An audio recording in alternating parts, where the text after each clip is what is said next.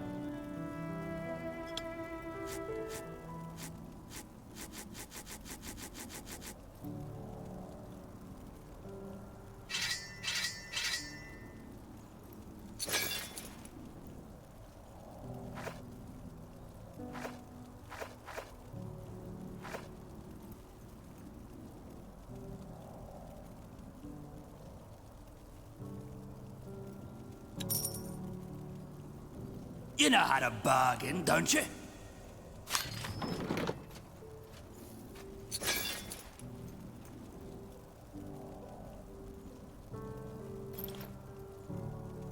Sounds like a plan.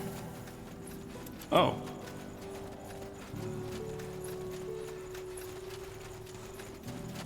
What can I do for you today? Let me see what you have in store. I had hoped as much. What do you need? Come again. May Tiara bless your path. Huh.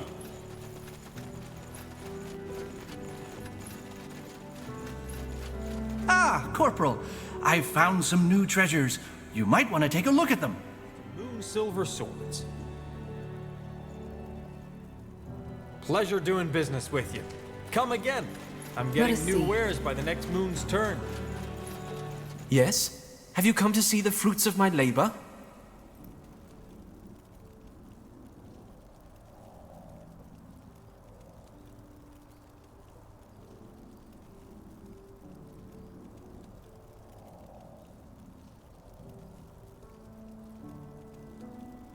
Farewell.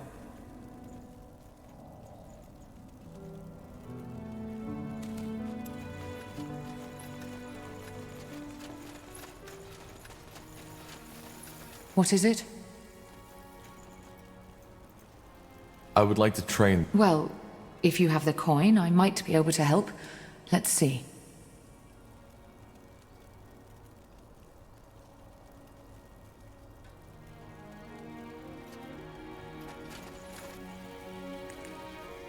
Now would you look at that?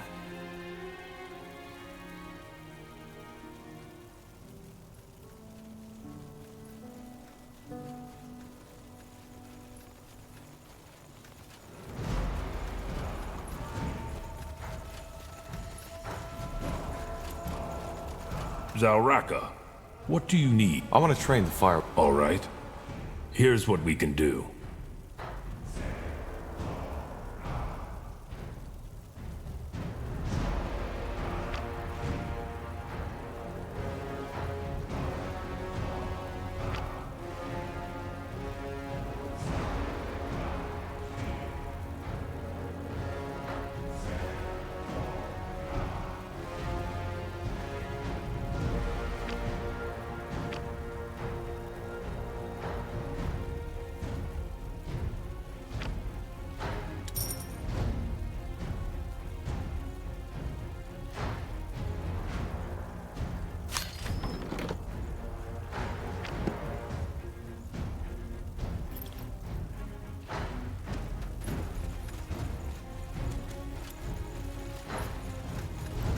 Yes?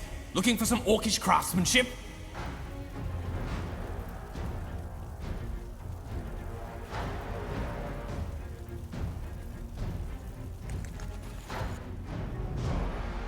Careful.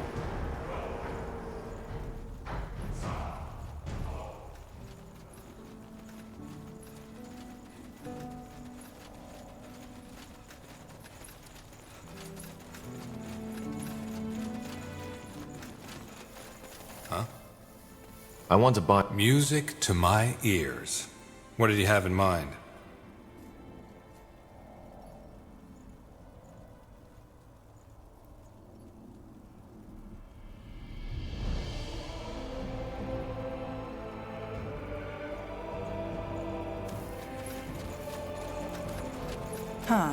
Interesting. Oh, the corporal. Quite a nice place you found yourself here, I have to say. Thanks again for helping us out in that bloody desert. So, if you don't mind, we'll unload our cart and smithy here. As promised, we can provide you with the best weapons and armor on Northander. The only thing we need to ask of you is a small donation every time we craft something for you. I know, you saved our lives, but we still need to cover for the material. No problem. I'll make sure to drop by from time to time. Splendid.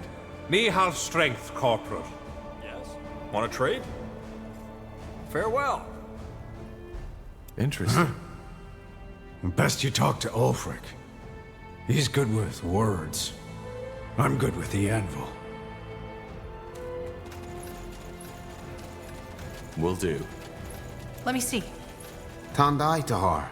Come to trade? Swords, everything for the wary traveler. Yes, what is it? Back when we met, you told me about an internal disagreement, which led to many of the guild's mages leaving. What exactly happened? Why do you want to know? No particular reason. I'm simply curious. I see. Well, simply put, the guild had two leaders until half a year ago, me and Lena. Lena and a lot of the other mages felt that they could uphold their neutrality no longer without sacrificing their integrity. You're talking about the persecution of mages? Yes, I am. As Lena said, they are crucifying us, burning us alive, putting masks on our heads that destroy our minds. If there's something wrong with the world, it's people who keep their heads down because they are afraid to stand in for what's right.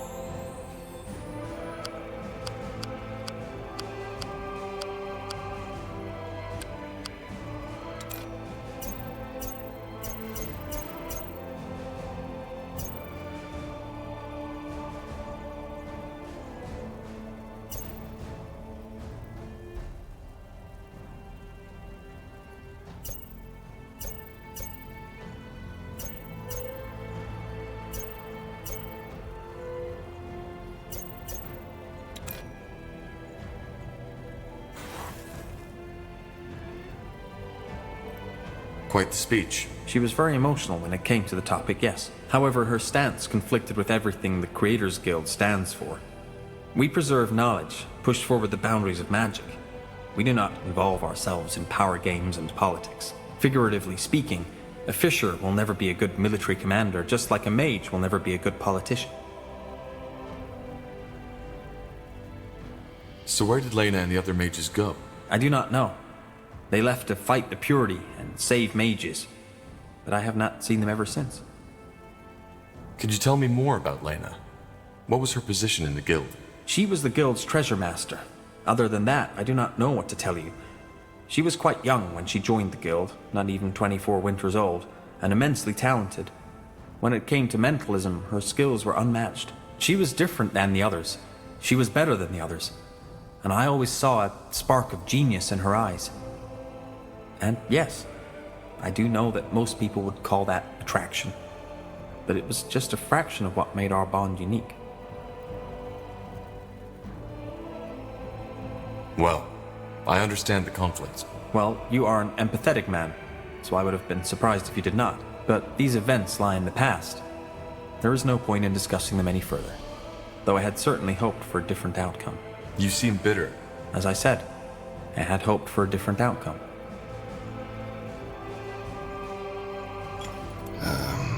Yes? Yes?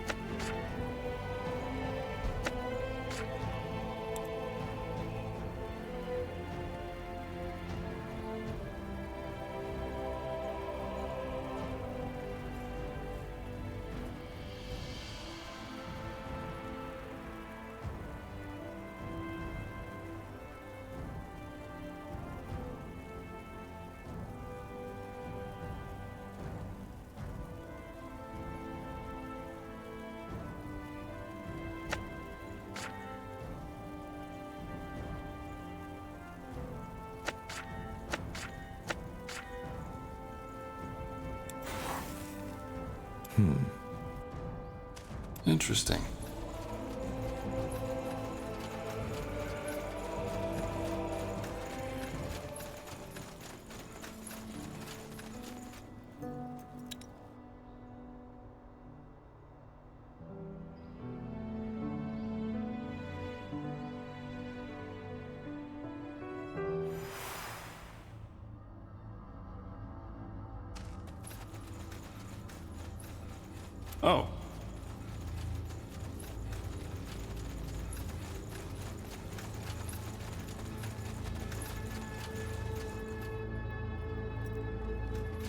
Tahar, finally! Do you have the stone? I do. What now? How do we connect it to the Nexus? Well, I've done a little research on that. It should be pretty straightforward. Give me the stone for a second, please. Sure. Thanks. Now, let's see.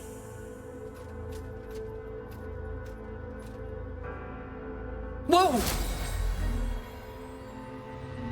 This is amazing. What the heck just happened? Was that the stone? Yeah. It seems like our plan worked. The stones are the power sources of the Nexus. Not sources, Tahar. They're simply the catalysts.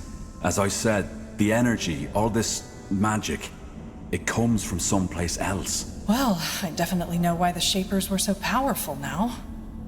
If they were able to harness that, I wouldn't want to be their enemy. Pain. Pardon? Rekindling this place. I can feel their thoughts now. At least, some of them. You mean the Shaper's thoughts? Those who connected themselves to this place. The ones who had the power of telepathy. They left an echo, and whatever wiped out the Shapers, it caused pain. Horrible pain. I see. Well, fascinating or not, we need to connect our minds to the Nexus to find the source of Bloodburn, right? Can we do that now? No. It's not strong enough yet. Well, we have the second stone already. Let's insert it.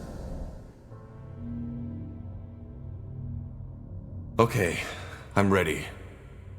Sure this place isn't gonna blow up once we insert the second stone, Iskrim? What? No, I don't think that's likely. All right, here we go. Blasted, blistering blazes. I don't know what to say. This is amazing. But it seems like it worked. We've restored the Nexus to full power. What now, though? Is it strong enough to perform this joining ritual now? It should be. And you, Tahar, should be the one to do it. You need to connect your mind to the Nexus. That way, you might be able to sense who or whatever is sending out the song. What do you say? Are you ready?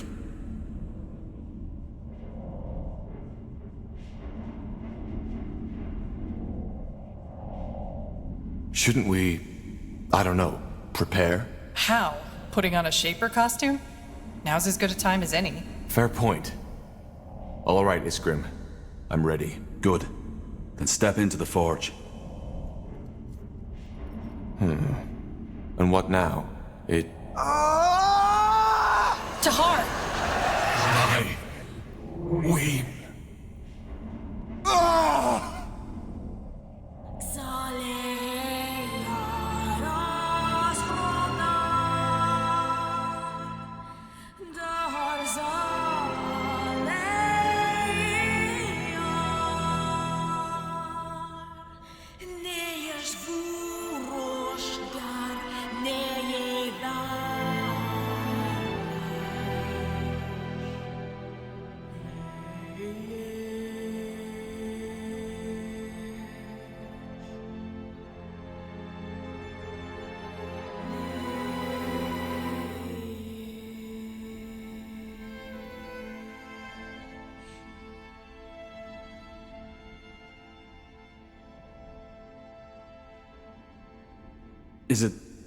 Is it over? Yes, I think so. By the Guardians, that was... I don't know what just happened. Describe. There were... voices, screams, thoughts, images. How do you feel now? I mean, has anything changed? I think so. Yes. I feel... I don't know. Clearer. As if something in my mind opened up. Then it worked! Niehauf's hammer, we did it! You joined yourself with the Nexus.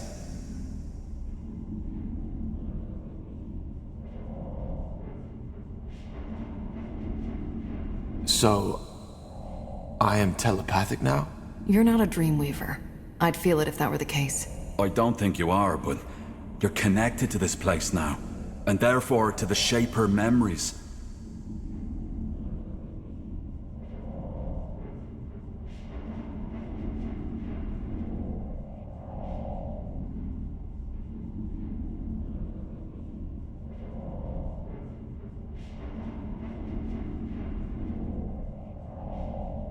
Does that mean we can finally locate the cause of the song? You tell me. Think of the song, Tahar. Close your eyes. What do you feel? What do you hear? What do you see? I'll try.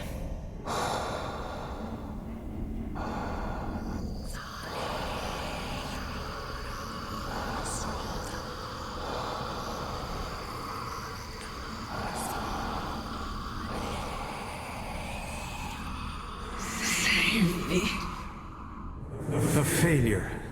That's what you are. No.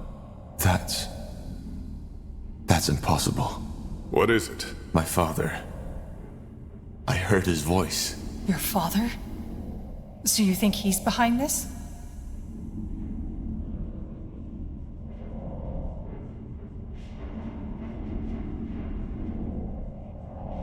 I also heard the voice of a woman. She whispered something. A woman? Now this is, interesting. But I still don't understand. Do you really think your father is involved in the blood burn?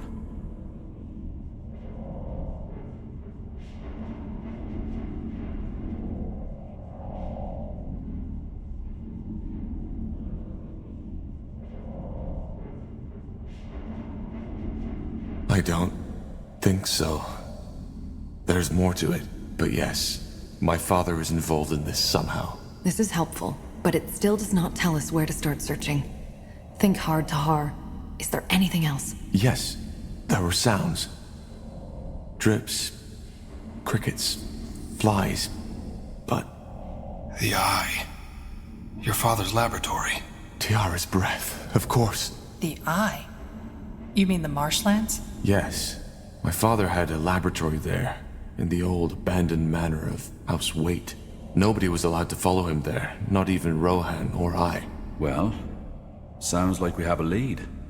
The Bloodborne and the Song of the White are somehow connected to your father in his laboratory. So it seems. Yes. Tahar, maybe... What? Never mind. It doesn't matter.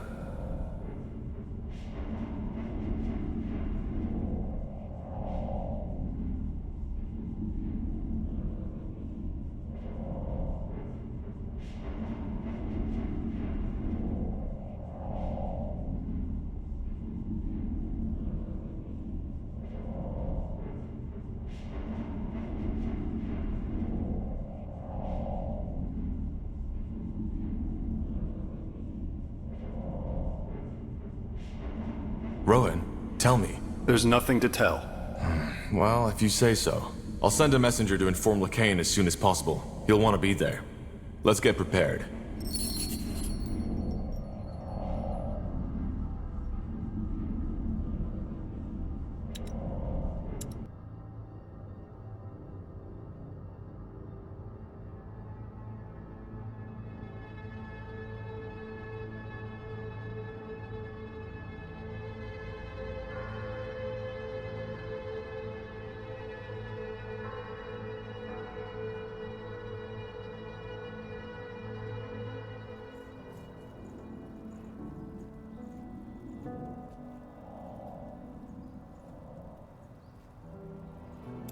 Iana? Oh. Yes. Forgive me, I was lost. How so? Well, this place. Since you've rekindled the Nexus, it is an ocean of thoughts, feelings, and memories. You felt it yourself as you joined your mind with the Nexus. So you can hear the Shaper's thoughts now? Fragments, yes. Just like when you had your vision.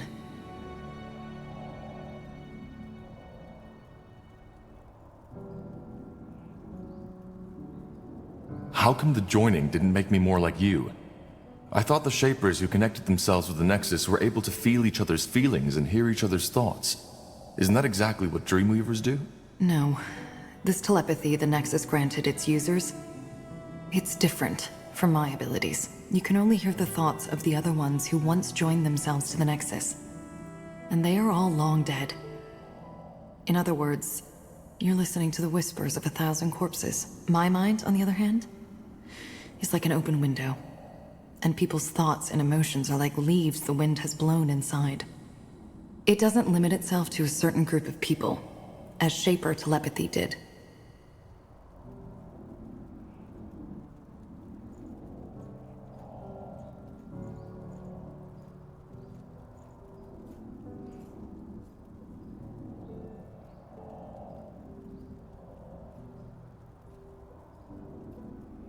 Well, what do you hear then? Do you know why the Shapers died? I'm afraid I don't.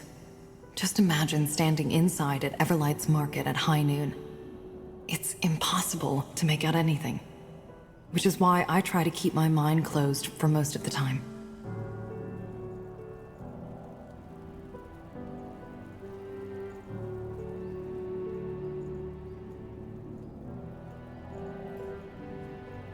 What do you make of this vision I had? What should I make of it? I don't know, Tahar. Only you can answer that question.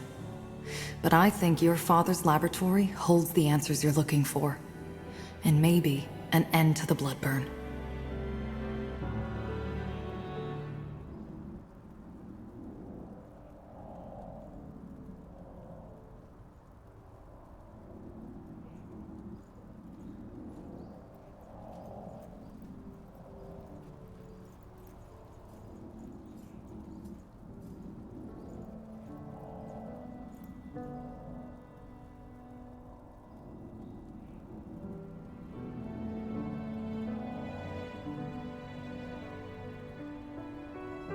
Yes, Corporal? How can I help? Well, there's something I've been meaning to ask you. How did you become an assassin? Why do you want to know?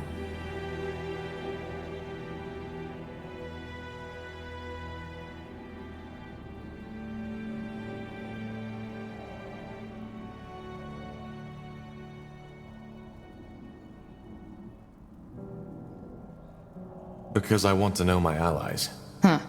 I see. In short, my mother sold me. And after an incident, my owner noticed my talents. He started to train me to carry out jobs for him. And when I was 17, he had an accident. I've been an independent assassin ever since. Your mother sold you? But where? Why? Because she needed the coin, and already had 4 children to feed. And as for your first question, where there is demand, there is a market. Particularly in a big city like Greyfell. It's not as uncommon as you might believe.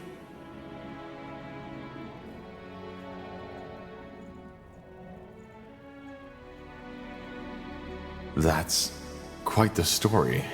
Is it?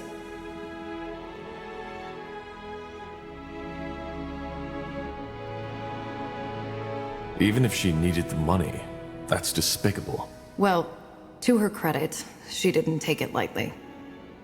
At least as far as I can remember.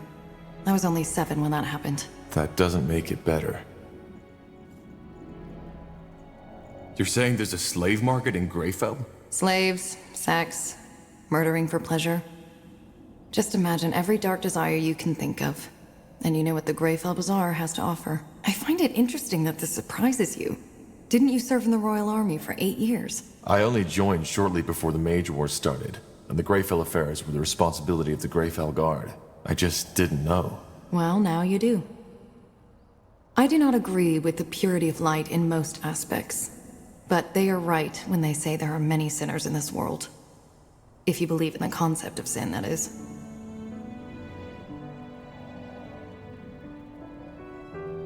How do you feel about this? Your mother selling you off? Well, I used to feel strongly about it. Now I've simply accepted it as part of my past. But there are plenty of reasons for that. So, who is this man who bought you? I won't talk about that. This chapter of my past is done, and I want it to stay buried. I understand. I'm glad you do. So, tell me, Pariah, how did you become the betrayer's child in the first place? It's rare for a child to defy their own father.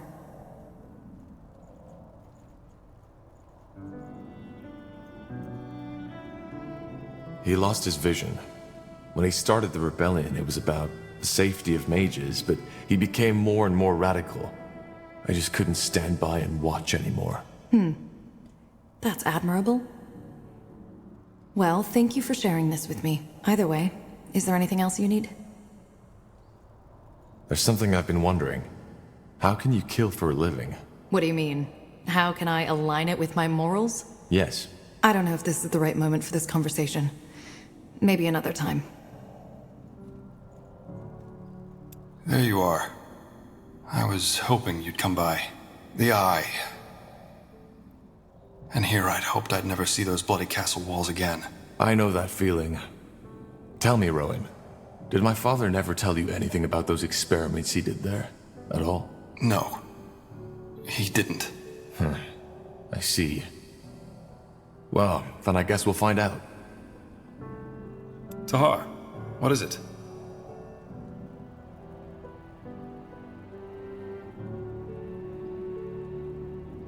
There's one thing I've been wondering about. After we parted at the hideout, what exactly happened? How did you and my father part ways? Good question. I guess it all started with the relics, the tomes. You remember them, right? Yes.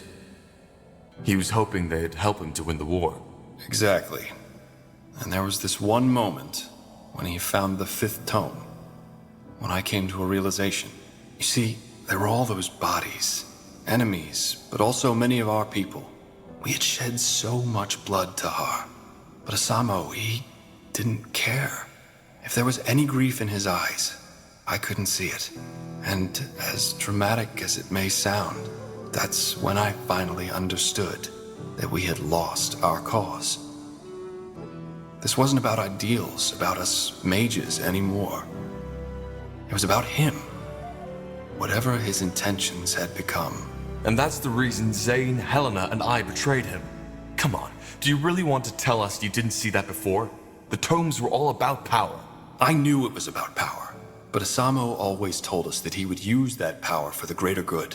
And it's not that far off. I mean, can't you imagine? With the power of the tomes, we could have united the world. Even made it a better one. No more persecution of the deviant. No more wars. No more suffering. Maybe. But my father certainly wasn't the one who should lead it. Maybe not.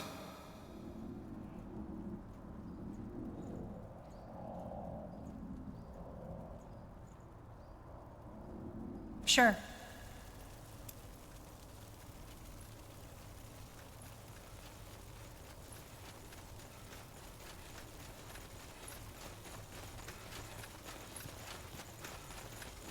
Huh? How did you become a shapeshifter? I was chosen.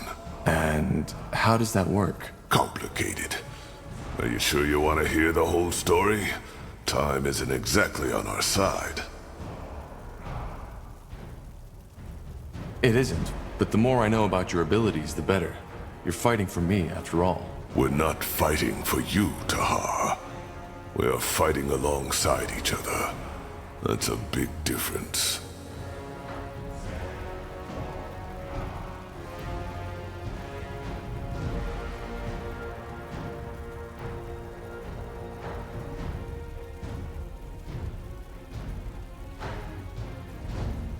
Alongside, then. Good. Let's make it short, then. Shapeshifting is a gift of Zarek. One that only the best of his shamans are granted. And how does one become a shaman? He has to be chosen by a tribe's chieftain. You see, magical talent is a lot rarer among orcs than it is among humans or elves. In my tribe, there was only me and Rain. We both discovered our talent by chance. I, when I was 9, and put out a fire that had broken out in my family's hut. Everybody was asleep. Even the damn fool that had been tasked to stand guard. When I woke up, the entire room was in flames.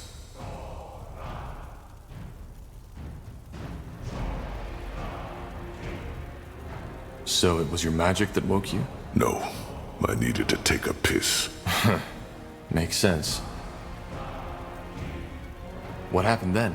I panicked and started screaming, as every child would have. However, the only thing that did was make me inhale the fumes even quicker.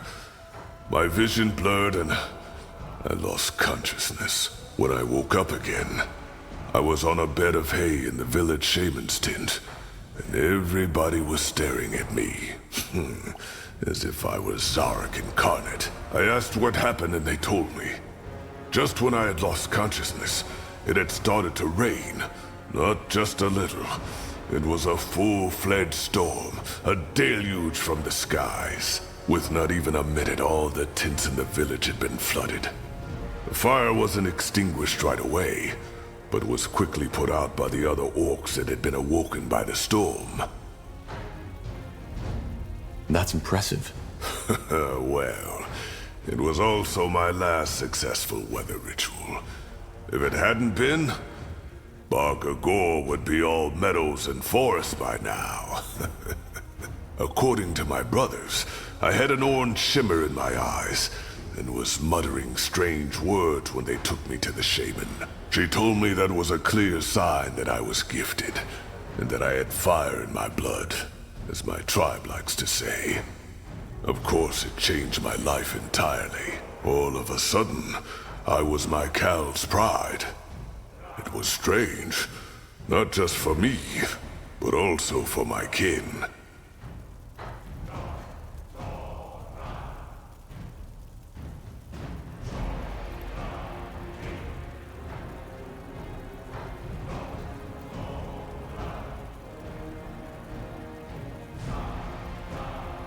How did your family take it?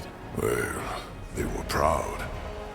But they also weren't sure how to treat me anymore. For example, my father stopped taking me out on the hunt because he was afraid that something might happen. Which is ridiculous. Shaman or not, an orc who can't wield a spear isn't an orc at all. Also, my siblings became withdrawn. Jealousy, of course, but also estrangement.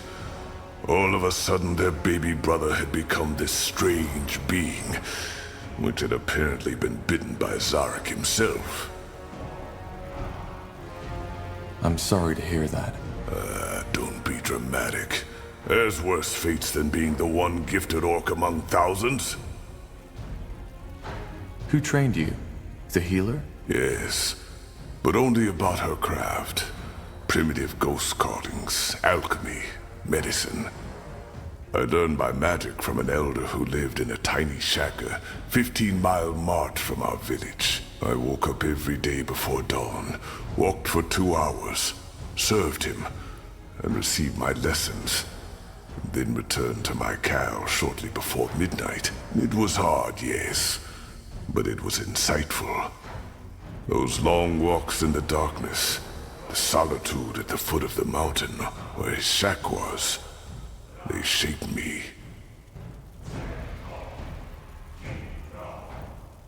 Interesting.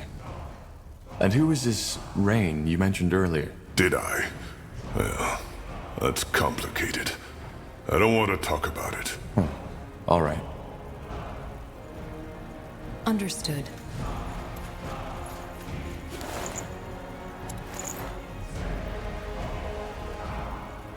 Corporal? Zalraka, what do you... I want to train the... All right. Here's what we can do.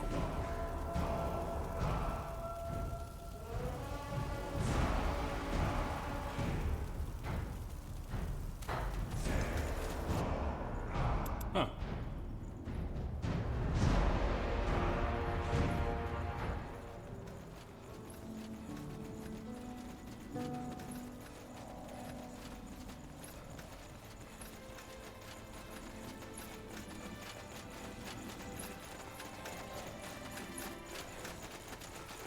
Tahar, how do you feel? You sounded a bit lost before.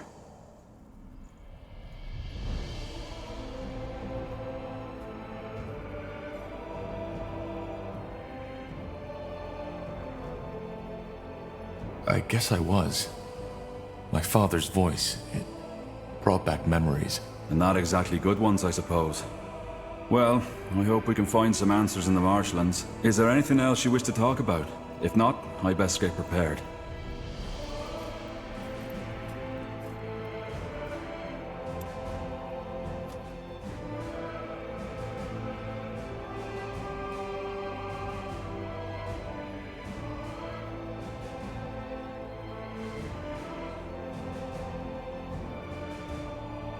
Yeah, do you need something? I'm a tad busy.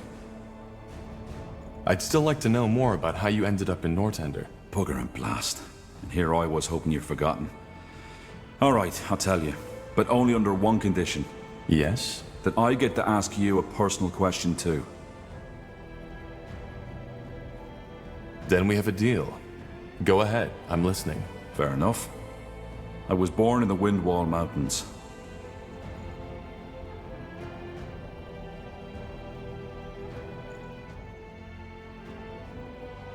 Sorry, still sorting out my thoughts. It's been a long time since I last told this story to anyone. Alright, one more time. As you can imagine, I was born in Windwall, a child of the rocks. Come again? A true dwarf, as some would say. Born in the buried city, not on the outside as the traders and farmers are. My family was quite privileged. Not nobility, but my mother and father led a big smeltery which supplied one of the finest smithies. Moon silver weaponry. Ever heard of it? I think so. The commanders of the Royal Army used them. Figures. Well, my childhood was a rather unremarkable one. I had 2 brothers and a sister, and even though I was the oldest child, I was always the most quiet one. I learned quickly how to wield an axe, and I still know how to do it, but I never took pleasure in it. The same goes for my parents' craft. For some reason, Nihalf had given me a talent for metallurgy, but not the desire to use it.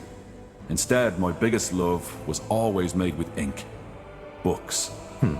But I assume your parents didn't approve of that. Oh no, they didn't mind.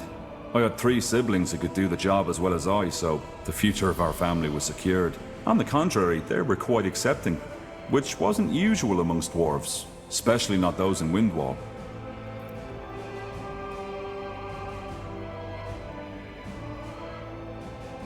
Dwarves are traditionalists, aren't they? Oh yeah, they are. They love their brawls, they love their ale, and they love their metal crafting. And they never miss a chance to tell the outside world just how much they do. Well, to be honest, when I think of dwarven culture, that's exactly what comes to my mind. See? And that's the problem. There's always diversity in every race. There are soft-hearted orcs, there are elves who don't give a damn about the white tree, and there are humans with... well, you get the point. What I'm trying to say is, many dwarves love living these traditions, but there are some like me who just don't fit in. This is one of the reasons why I appreciate you and this group so much, Tahar. Aenir's tools or not, we're all pariahs, in one way or another. Are the surface dwarfs different? Depends. There are some who are very open-minded. For example, the traders who get around a lot. On the other hand, there are some who are as ignorant as the Windwallers. So, what happened? Why did you leave Windwall? I'm getting there, Tahar. When I came of age, I found work in the Windwall Library. That time was also when I deepened my knowledge of the Shapers. I devoured all the books there were, and bought whatever writings the merchants brought in. They smiled at me, talked of me as the strange bird, but I didn't care. The more I read, the more spellbound I became. And the more I dreamed of journeying through Io to solve all those mysteries not yet uncovered. Are there Shaper ruins in the Windwall Mountains? Hardly. And those that are there are buried beneath miles and miles of rock. Impossible to access without a huge expedition.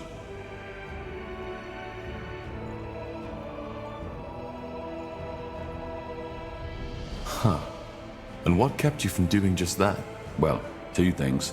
First of all, my attachment to my family. Secondly, Gilak. Gilak? My, partner. You had a partner? Yeah. We met...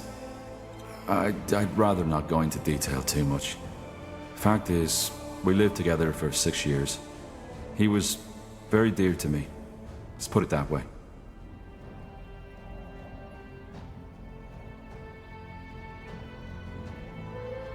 What are dwarven families like? Similar to their human counterparts, I believe.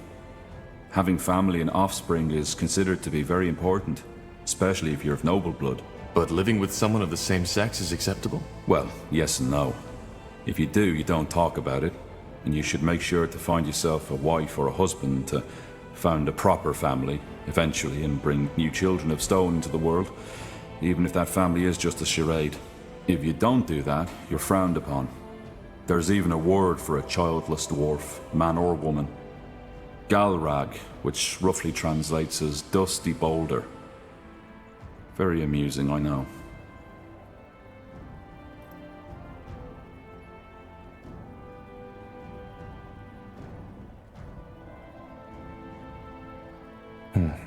That's sad. Well, I doubt it's going to change anytime soon. And once again, the Shapers were different in that regard. As long as you stay within the boundaries of your caste, you could do as you pleased.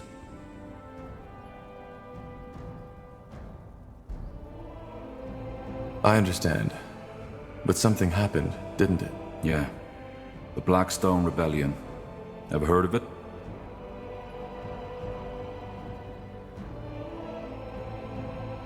Yes. A coup, wasn't it? Yeah. An attempt to overthrow the royal house. It was bound to fail from the beginning. The rebels were anti-traditionalist and wanted to establish a new order, where it's the people who have the power, not the nobility. Gilak was one of these rebels. Oh. Yeah. At first, before the coup, they tried to raise awareness by giving underground speeches. A noble endeavor, but not at all thought through. Most dwarves just don't care about politics as long as they can have their mugs of ale. First, he didn't ask me to participate, but the more sour things went, the more he started pushing me. At one point, we had a fight, when he asked me to steal money from my family to support the movement. It was terrible. Finally, push came to shove, and he told me of the coup. He knew that despite my occupation, I was a remarkable fighter and Earthshaper, which is why he asked me to fight alongside him. You can make a difference, that's what he said. By Nihalf, he was just so naive. He really thought it would be like in the old legends, a group of courageous dwarfs fighting their way to Algrim Castle with me at his side. I just don't... Forgive me. It's strange to talk about it like this.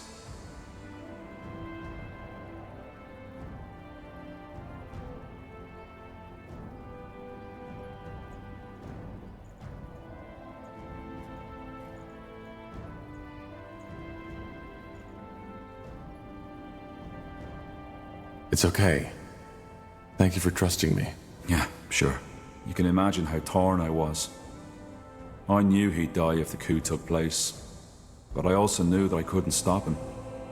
When I told him he was mad, he called me a coward, a delusional bookworm, who'd rather spend his whole life dreaming about the past than changing the present. And then he left. The next day, I found him beheaded by a royal guard. They didn't even make it to the castle stairs. I'm sorry, Iskrin. It's all right.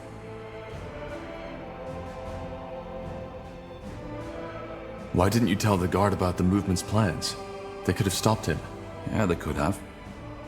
Only to execute him and all his friends the next morrow. Tahar, believe me, I thought about this quite a lot. About what I could or should have done. And do you want to know the saddest part of it? What? I came to the conclusion that I did nothing wrong. He had his mind set, and nothing I could have said would have changed what had been about to happen. In the end, there's only so much you can do.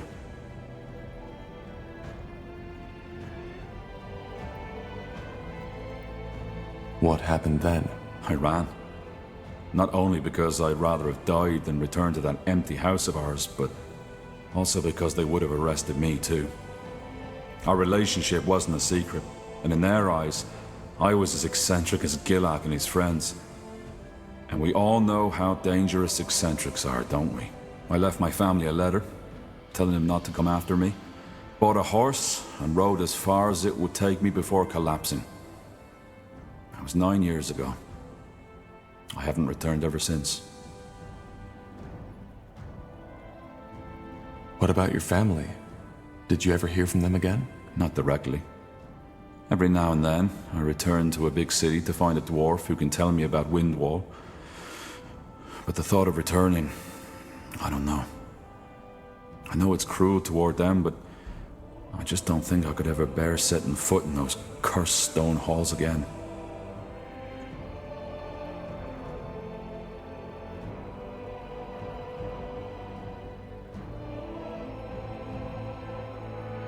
I see. And since then, you've been studying the Shapers? Yeah.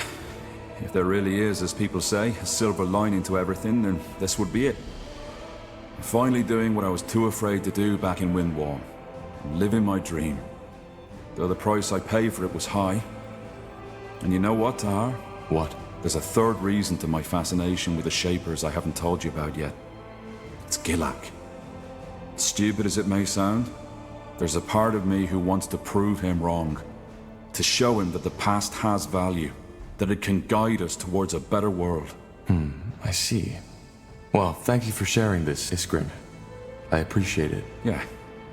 It felt good to talk about it. I didn't expect that. But you're not off the hook yet. The question, remember? Right. Shoot. Your past is even more unusual than mine. Growing up with a man like Isamu Tahar as your father? Without a mother? And then the whole thing with the Mage Rebellion? I know you've been through a lot. Now, I was wondering, if you could trade that past you've had for a different one, would you do it?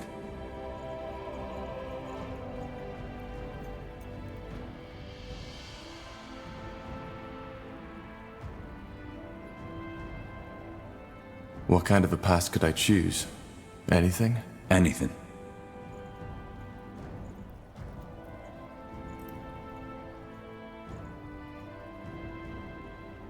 Honestly, I try not to think too much about the what-ifs. I can't change my past, so it's irrelevant. Yeah, I guess it is. Either way, pleasure speaking with you. Hope this wasn't too grim for you, but then again, you asked for it. Give me some time now, will you? Sure. Take care, Iskrim.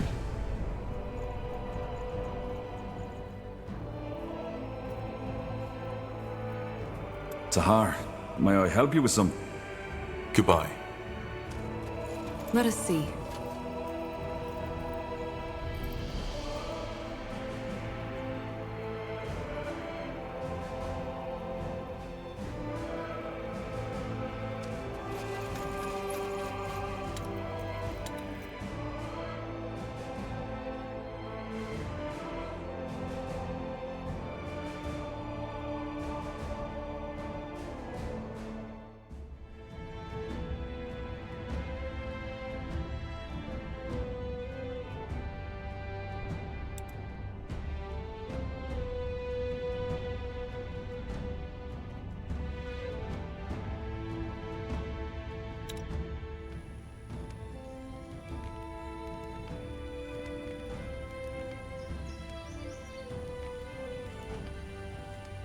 Iskrim's plan worked.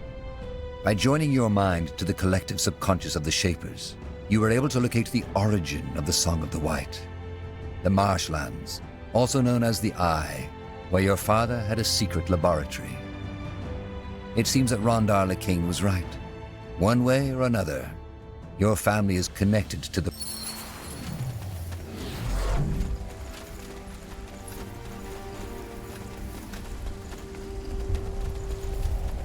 Tahar, there you are. Bertrand? That's my name. The Harbinger sent me to welcome you. What about Iskander? I thought you'd still be there. I was, until recently. But that's a long story. We can talk about it later if you want. First, we need to discuss the reason you're here. There's good news and there's bad news. Let me make this short. Sentenza, General Noria, caught wind of our endeavor. He knows we are headed for the Eye. That's bad. What's the good news? He wasn't sure of it, so he only came with a small division of soldiers. Still, the fortress is heavily guarded, so we will need more troops to storm it. Damn it. We left our forces in Mullandir. I know. There was no way you could have known this would turn into a full-fledged battle. But there's no time to turn back now, and we have to come up with a plan. The Harbinger himself will join you at the fortress, together with some Lightbringers.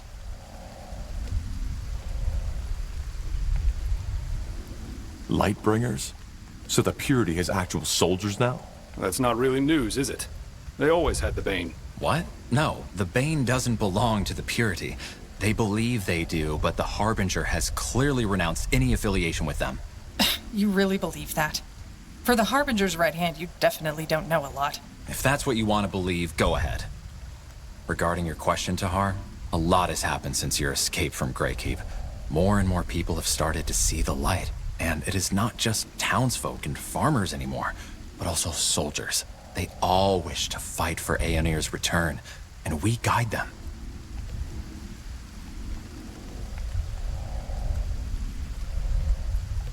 Well, I just hope you know what you're doing. We do, trust me. And how will he do that? If Sentenza has scouts all over the marshlands, he'll see the Purity's army coming from miles away. That's where you come in. There's a godstone on the mountain of the old castle where your father's laboratory was, and where Sentenza has made his stand. If you kindle it for us, the Harbinger can use his rune to teleport himself and his armies right there. Huh. That could work. It will. Aeonir is guiding us, Tahar. Don't ever forget that. I'll wait here to make sure Sentenza's reinforcements don't take us by surprise if they get here before all this is done with.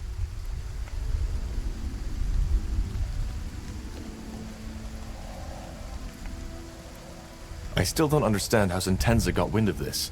I don't know. He is the spy master after all, so I guess it's just one of his many ears who told him.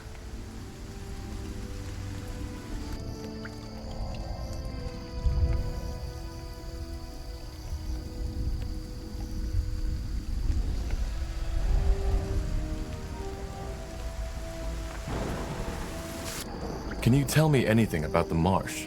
Well, I take it you're not interested in the folk tales about House Waite's descent into madness, so... No, not really. The only thing you should watch out for are undead. There's quite a lot of them around. Of course. The bloodburn. What do you mean? The bloodburn. I don't know how to explain it, but corpses can be affected too. It awakes them. Oh, that's eerie. Well, but I guess it explains a lot. The swamp has taken hundreds of lives over the years, and if that castle is where the bloodburn originates from, then, well, you understand. Bertrand, there's something I'd like to know. What do you make of all this? Do you really think my father is responsible for the bloodburn? Well, he must be connected to it somehow. Aeonir himself told the Harbinger this, didn't he? As to why and how, I guess we'll find out. Once we've secured the Godstone, what then? The Harbinger will know, but I assume we will storm the place. Once we're on the island, it should be an easy fight.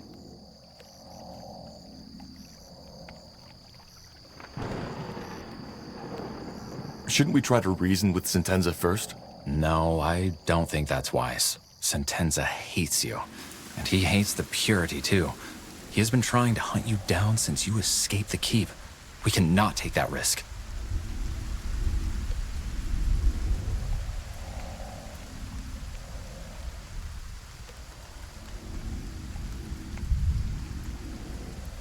All right. I'll see what I can do. You will. Aeonir's blessings, Tahar. And stay safe. I'll be here if you need me.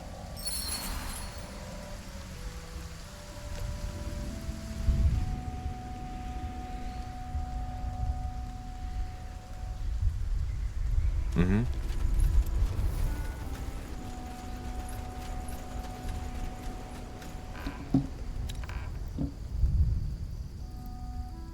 You got it. Let's see. Bertrand? Yes? I was wondering about the situation in Iskander. How are the Loyalists holding up? The refugees? Don't ask. Only days after you left, a whole new division of Nortander forces arrived. The war goes on, and as for the refugees, House Utran still won't let anyone through who they can't recruit for their army. They've even started to build a wall. It's crazy. We are doing our best to provide the camp with medicine and food, but we're at our limits. How about the caravan? Are they safe? I mean, did they make it to Everlight? They did, yes. Good. That's good. Way too many innocents have died already. Says the man whose cult is burning mages. If that isn't bigotry, I don't know what is. It's not that simple. Sometimes sacrifices have to be made for the greater good, and every mage gets a fair trial. Only those who abuse their powers get the punishment. A fair trial? So you really believe that? I do. Again, it's not about the magic itself. Possessing the power isn't the crime. Using it is.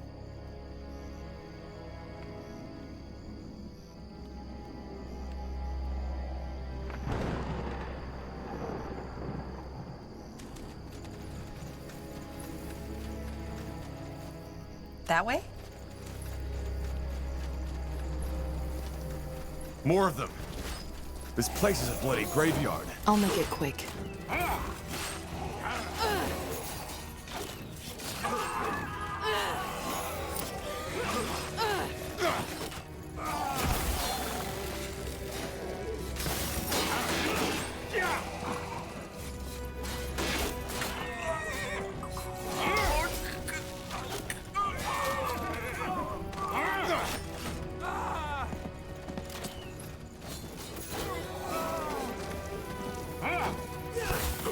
Fair enough. Let's do this.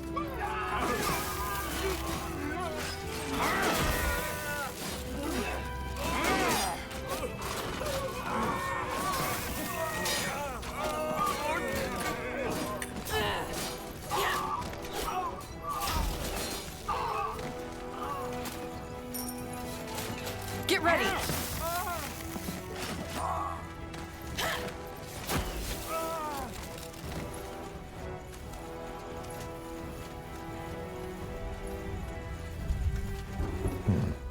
Deserted.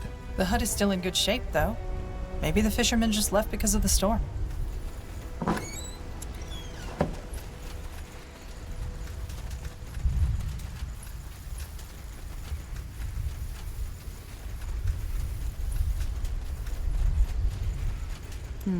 Interesting.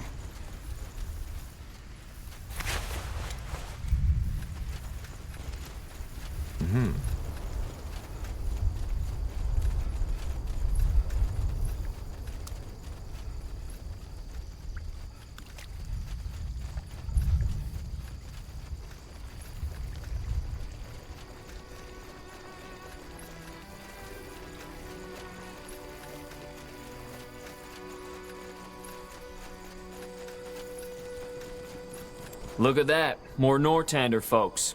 No, I still haven't seen that man. What are you talking about? Oh, so you're not with the Royal Army. Thank the Guardians. I was getting sick of their questioning.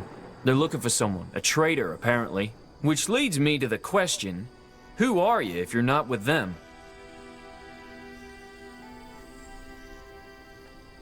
Just a traveler. The mysterious traveler. I see. And who are you? Me? Just a lost soul on the search for meaning. Just as my men. So there's really no one living in the marsh anymore? Hardly. There's a small village to the east, Batham or something like that. But I wouldn't advise you to go there. At least not as long as this storm's going on. All that bloody rain has turned the roads into damn death traps. How so? You're joking, right?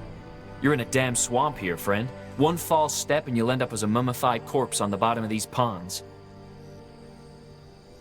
What's the story behind that castle? The Eye? You don't know? Well, I've heard the rumors. House Waite, their descent into madness. And that's about it.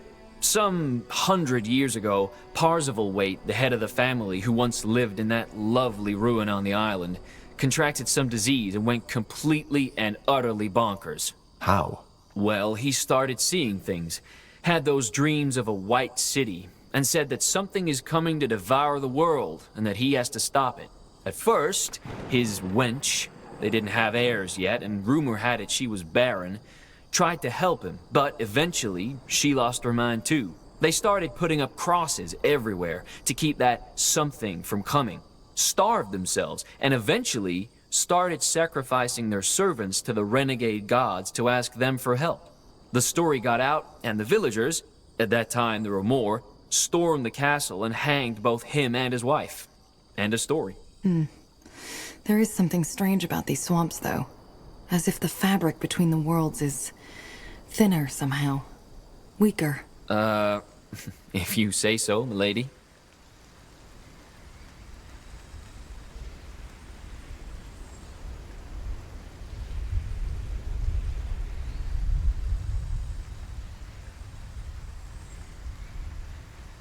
And I guess all those weapons help with that search. Well, what did you think they're for? Jokes aside, we're mercenaries. But with all that shit that's been going on, we're not so keen to get ourselves involved in another war anymore, no matter the pay. So we just went for a long hike into the blue, and this lovely place is where we ended up. It may look hostile, but the wilderness has plenty of fish to catch and plants to eat, so it's actually not that bad. If you're sellswords, can we hire you? What for? We want to storm the fortress. Do you? That's ambitious. I better not ask for the reason, right? No. All right. We'll help you if the pay is right. How's this? Let me see. Yes, that's fair. Well then, let's get started, shall we? Break is over, boys. Get moving. Commander. Interesting.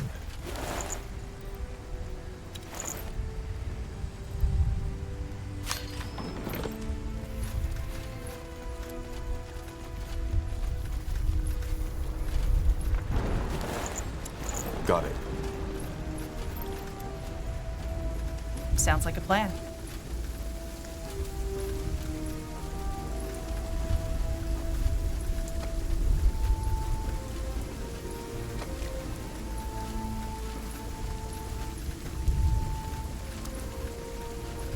I'll do what's required. You got it.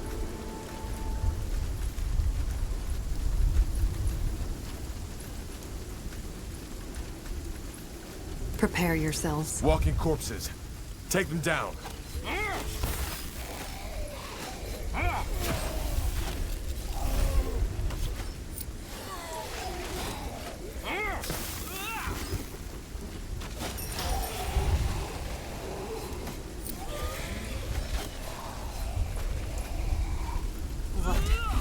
So much blood. Oh. Let us see. Yes? That way. All right.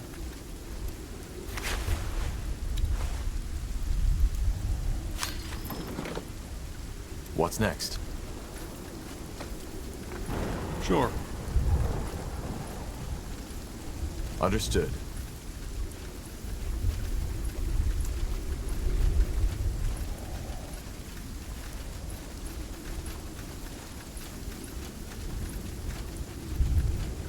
Sure.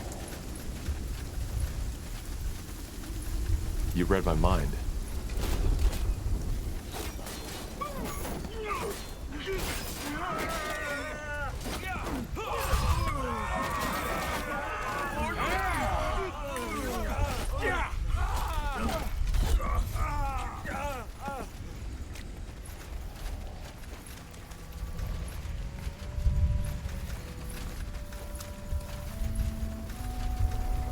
As you want.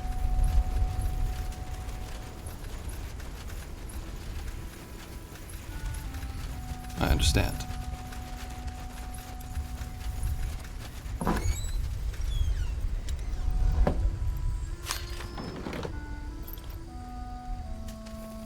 Helen's reigns. Hard to believe there was a time when people actually lived here. They still do. In the east. And while the environment may be hostile, I do not think the villagers have many troubles with raiders. They won't stand a chance.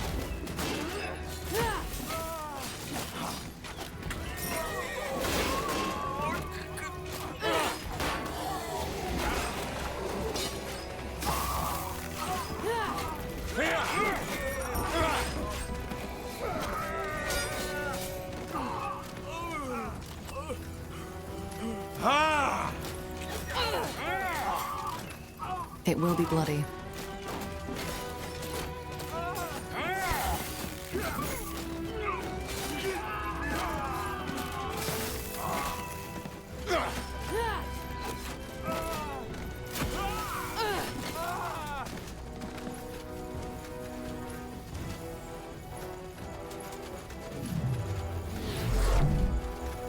Got it.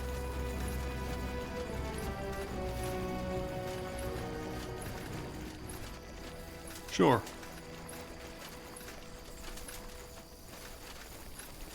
Here we go. I'm dead.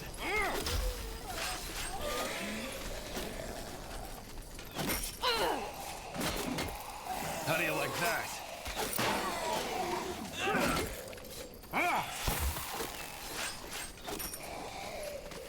I'll be swift.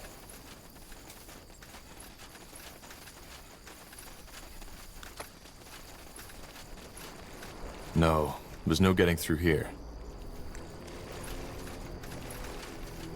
Will do. That way?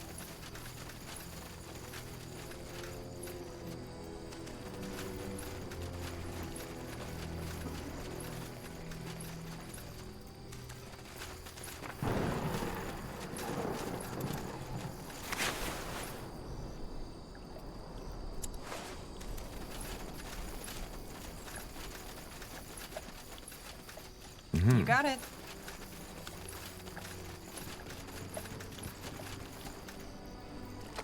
The bridge is broken. Must have been the storm. Sure. I understand. Sure.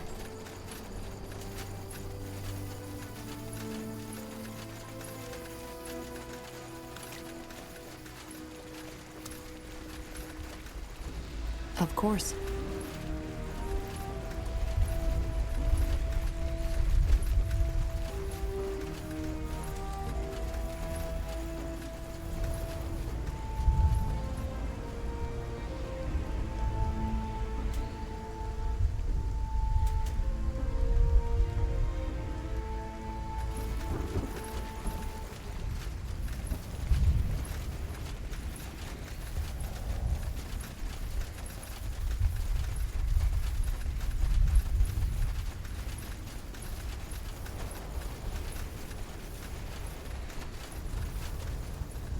Sounds like a plan. Mm-hmm.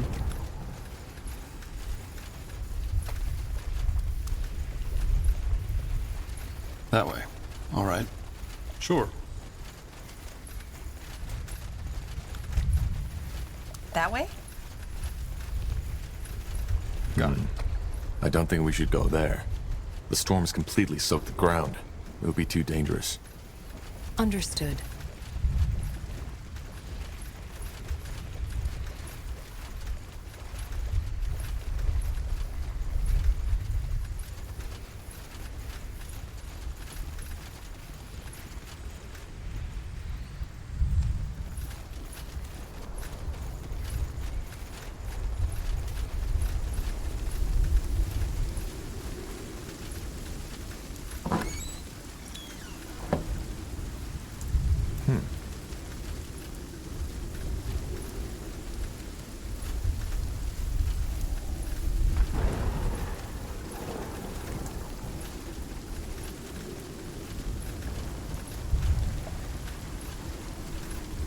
This is it.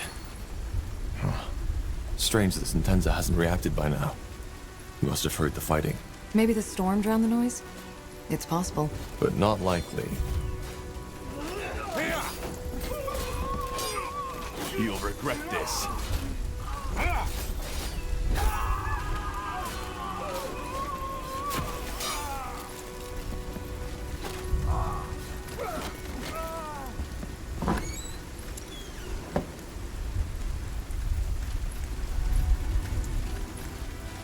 I'll do what's required. Whatever's necessary.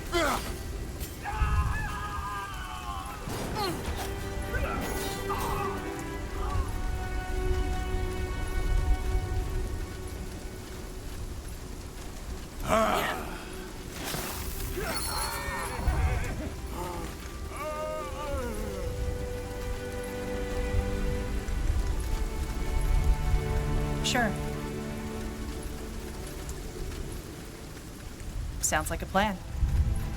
You got it.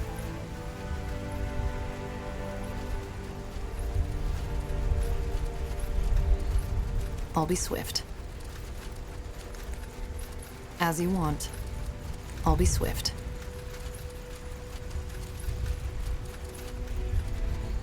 I understand. That way? Got it. That's the Godstone Bertrand was talking about. Let's light it. I'll do what's required. Sure.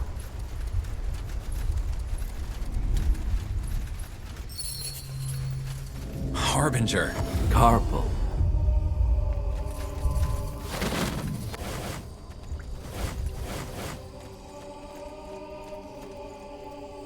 Good work, Tahar. The All-Father clearly smiles on us. The All-Father has nothing to do with this. Of course. So, this is where you believe the Bloodburn comes from. Interesting. When Aenir told me the pariah's blood was involved, I didn't take it so literally. Time to end it. First of all, we need to get through the gate. Why hasn't General Noria reacted yet? Even if he did not notice the fighting, he must have seen this teleport. Because he wants to be the one who ends it. How do you know? Because I know men of his kind. He's proud and consumed by his hatred. And he wants to be the one to take you down and me right along with you.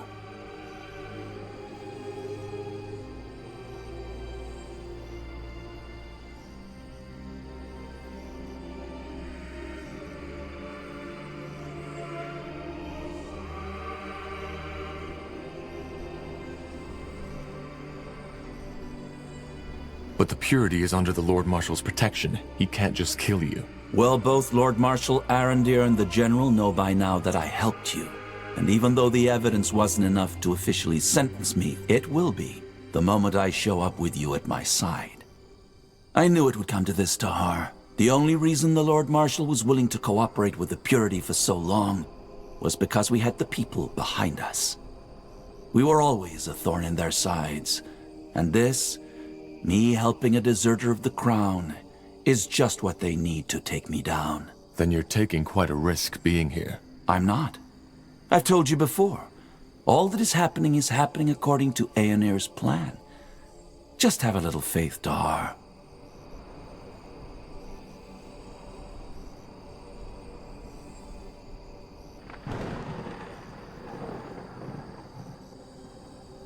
Huh. And what now? How do we get past the gate? Let me take care of it.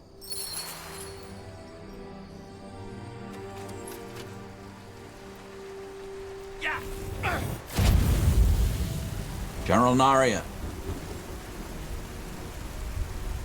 General Naria, are you ready? Aren't we walking into a trap? A battle, but not a trap. Just trust me.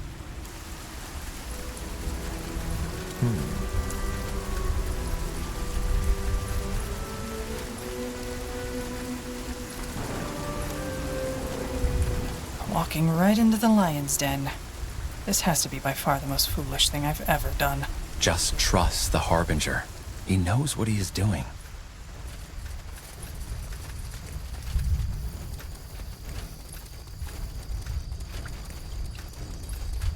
That way. All right.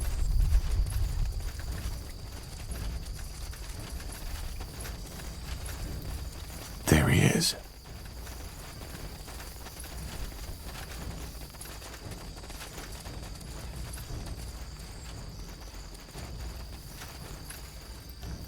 Huh. Interesting. Of course.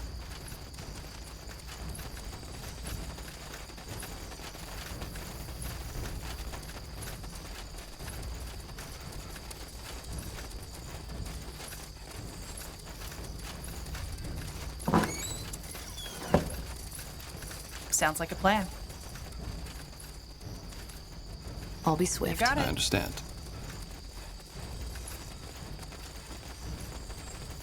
I'll take a look.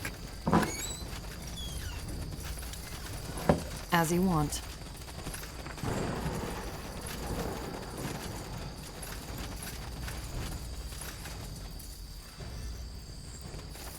So this is how it ends.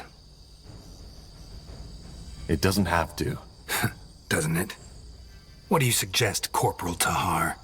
That I let a traitor run free? Together with his lunatic cultist friend who is scheming against the crown? No. We both know that's not an option.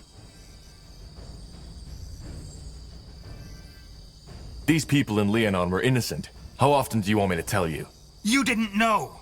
All you had was the word of some elven traitor, yet you risked the life of an entire city for it. Believe me, of all the atrocities I've seen in war, almost all of them are caused by people believing they are doing the right thing.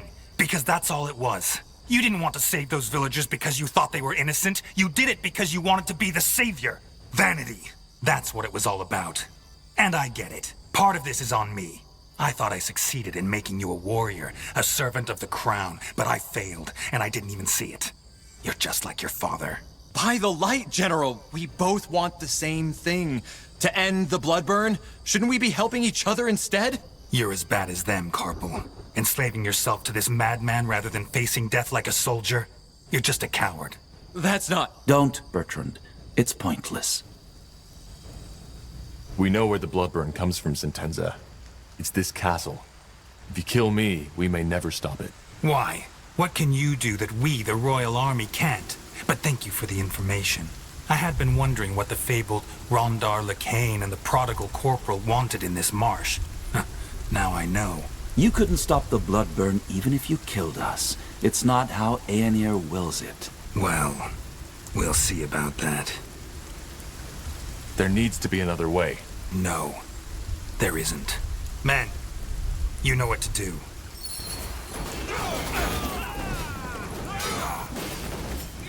This is over.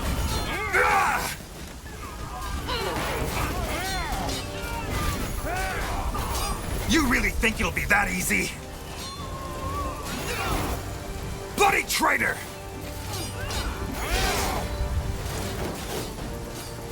No. This is wrong. He's gone. I'm sorry it had to come to this, Tahar. It was his choice. It was. Now let us end this. Whatever causes the bloodburn is right below our feet. And maybe even some more answers to the questions you've been asking yourself all along the way. What kind of answers? Well, maybe there was more to your father than you thought. Tell me, given that we find and cure the bloodburn down there, what then? Then we are one step closer to the return. I'm ready. Good. You lead the way. Bertrand, you secure the fortress. I doubt there will be Northander reinforcements soon, but we need to be sure. Of course. Good luck to you, my friend. My prayers are with you.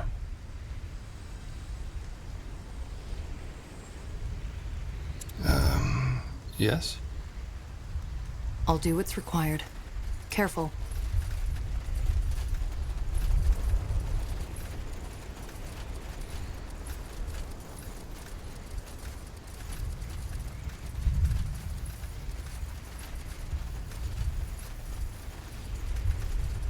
As you descend the dank stairway of Castle Waite, a memory flickers across your mind.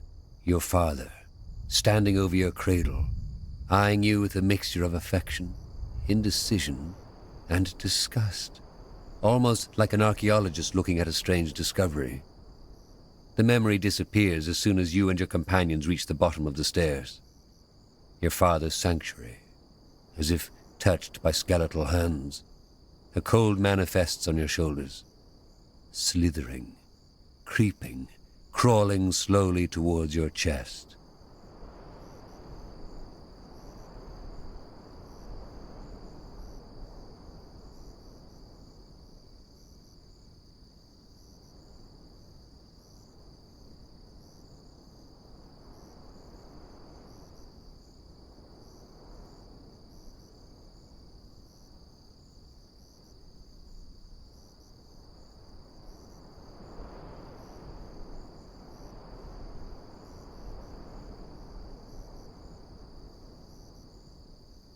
So this is it. Intriguing. This place is definitely where the strange magical signature of the marshland comes from. But what causes it? We will find out soon enough.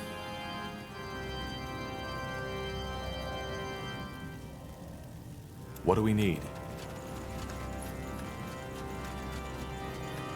Understood.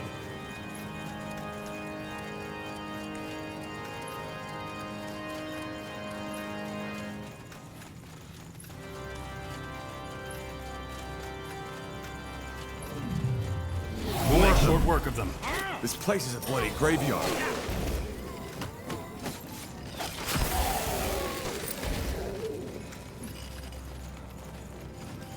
Will do. All right, here goes nothing.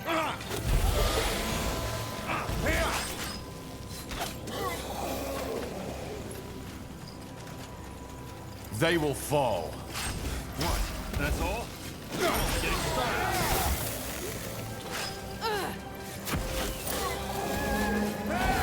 Understood.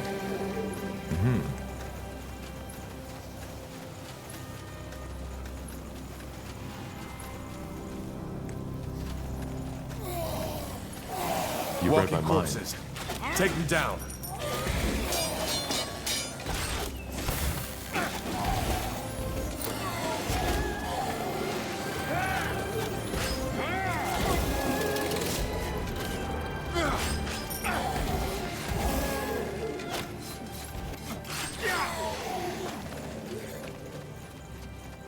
Tiara's breath. What was that? It looks human. No, these aren't human. They don't have and never had any essence. What are you implying? That they've been created somehow. Didn't you tell us about this nightmare you've had since you were a child, Tahar? The one in which you saw these bizarre constructs. Of course. These are the things from my dream. That's interesting, to say the least.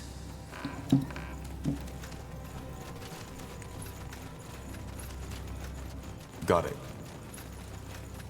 Will do.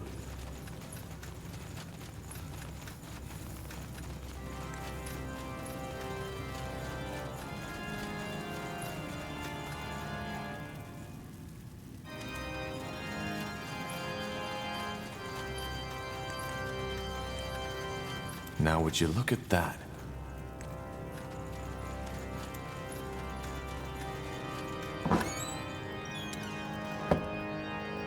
Yes? Blazes, do you see that? It walks by the light. This is bizarre. It emits thoughts, but only a few. Do you understand me? What happened here? What are you? Huh.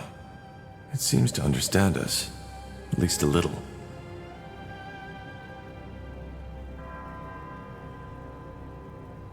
What are you? Did Isamo create you? Do you know anything about the blood burn?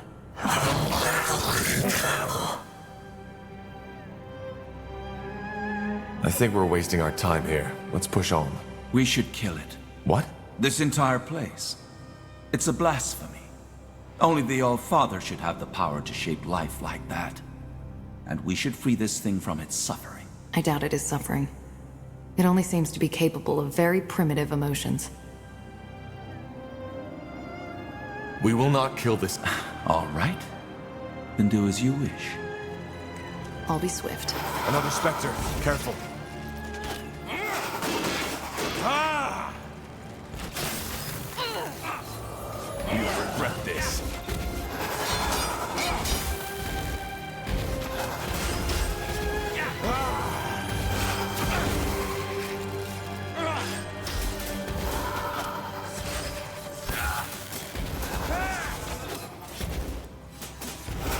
How do you like that?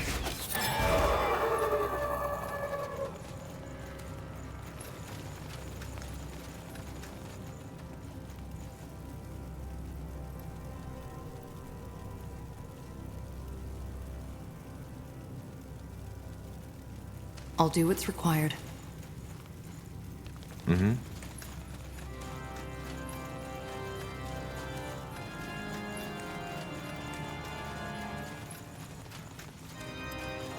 More of them.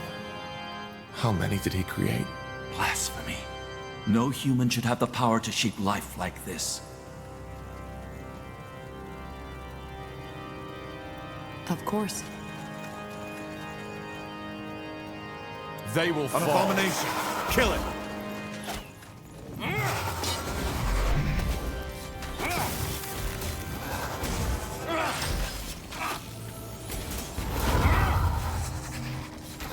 How do you like that?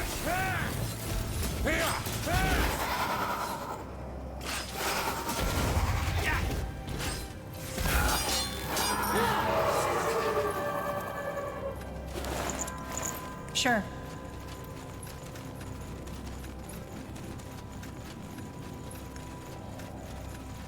More of them. This place is a bloody graveyard.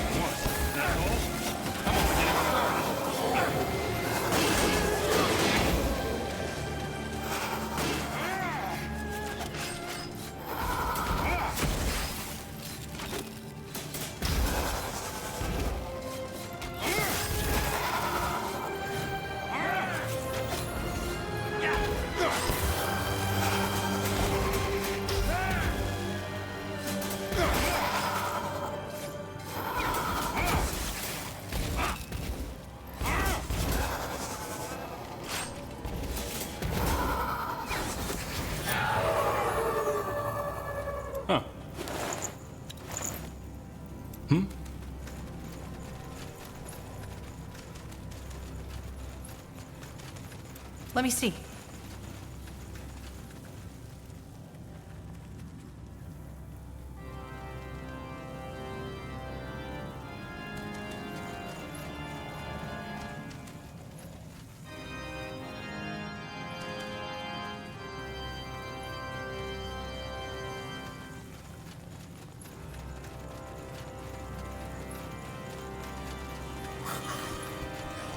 Abominations. Stay away from their claws.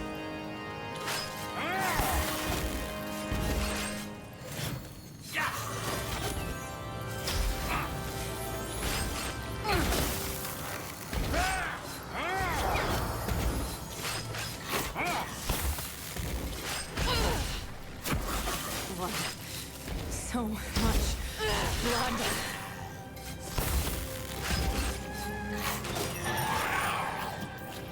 Huh. Interesting. Yes?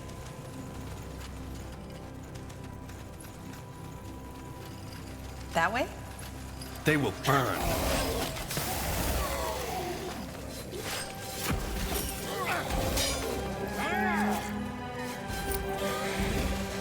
As you want. Got it.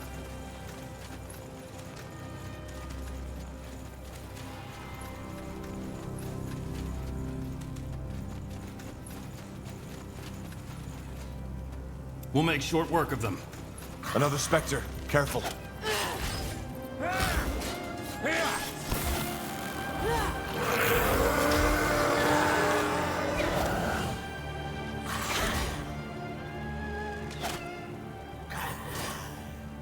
I understand.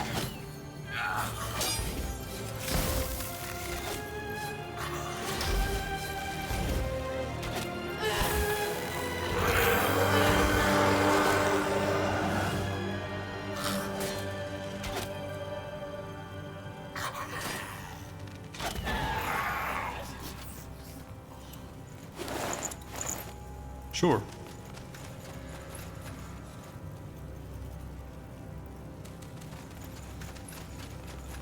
Sure. You got it. Got it. They won't stand a chance.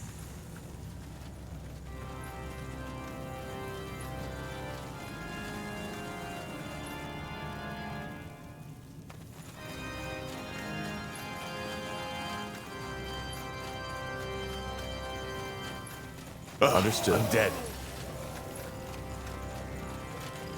You picked the wrong enemies.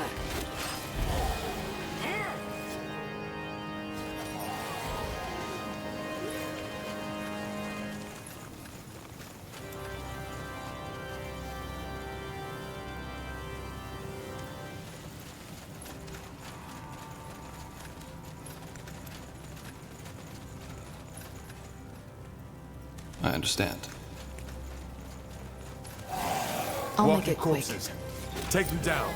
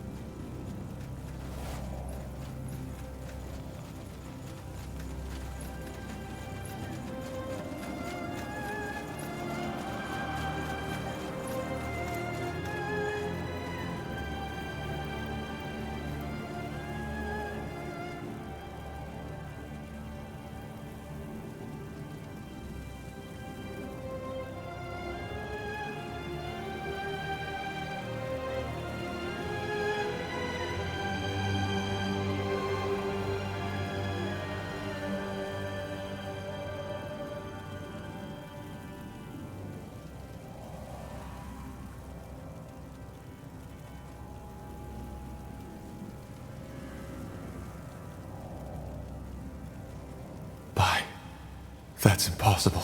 Do you know this thing? It looks like someone I knew. Back from when I was still fighting for my father. So she was a rebel. She defied my father, same as I. That's why he killed her. She's a revenant now. This... I'm sorry, Tahar. I'm so sorry. Of course.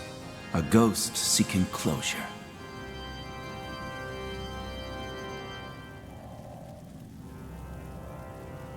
I've seen my share of undead, but this is new. What exactly is that? A revenant? Like LeCain said, when a person dies with an unfulfilled desire, a scourge, that person may return to the world as a revenant, with the purpose of finding closure. It's a magical phenomenon.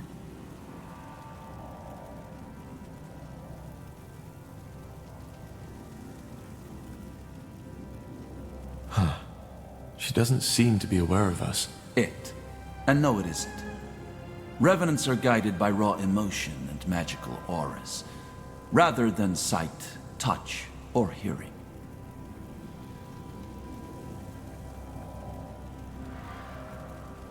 If a revenant is a ghost seeking closure, she's here for Isamo, for revenge. Probably. I think we... Isamo? By the light. You took me, Tahar. You took me. You took Zane. You took your own child. But it's over now. I found you. Tiara's breath. She thinks you're Samo. Helena,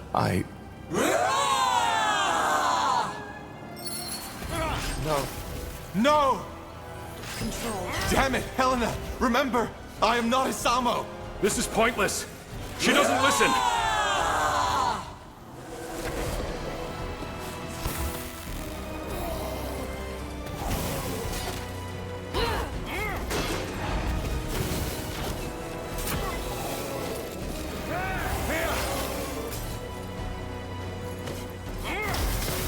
Helena, please!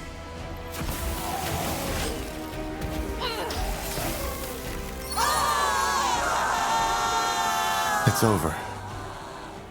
She's dead. She has been for a long time, Tahar.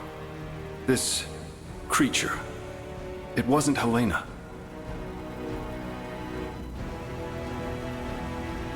Will she come back? As another revenant? Revenants only return once. If not, this world would be haunted by thousands of them. She's with the light now.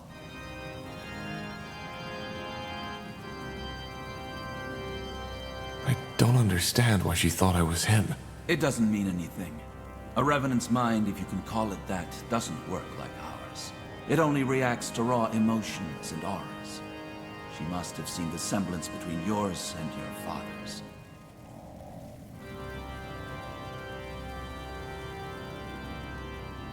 Let's just move on.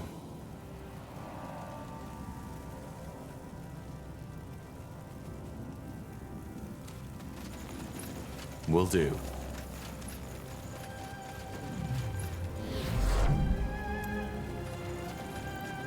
Books, books, books. Did my father read all these? Unlikely.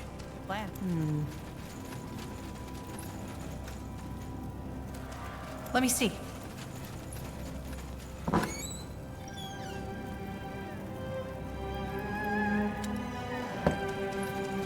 I'll do what's required. I'll be swift.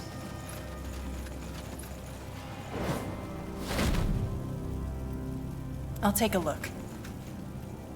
Let's see. Ah, we found something we need?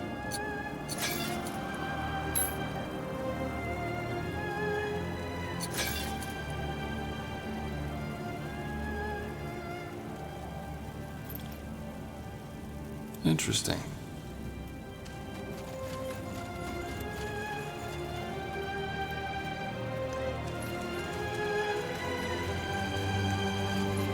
Interesting.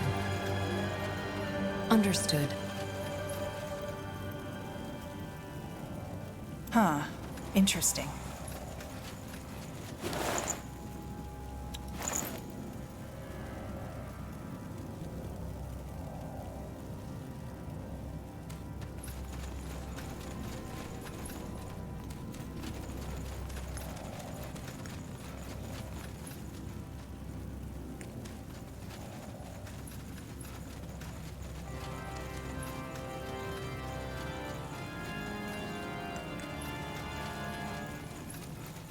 An abomination!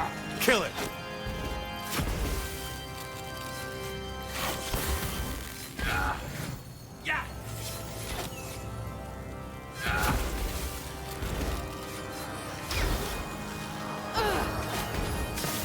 Control.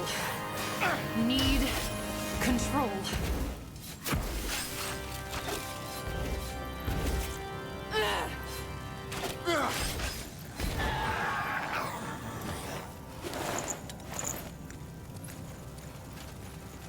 I don't understand why my father never told me about this place. Well, he always had a lot of secrets.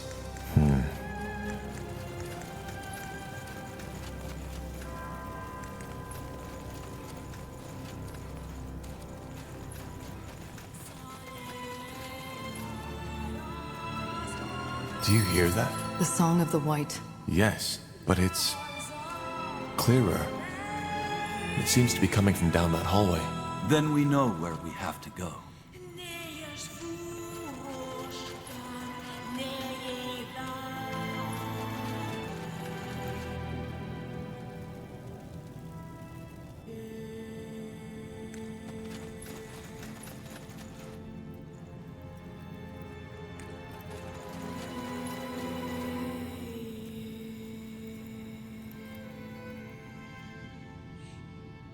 As you want.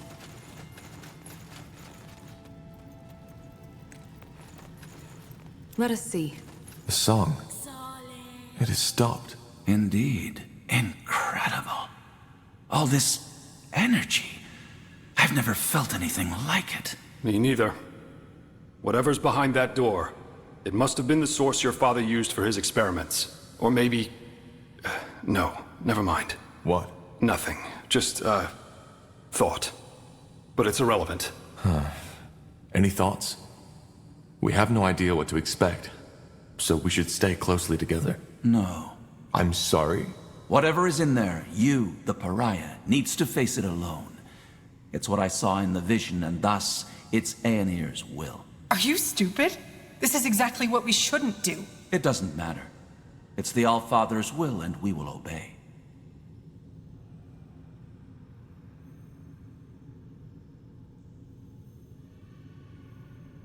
This is too dangerous.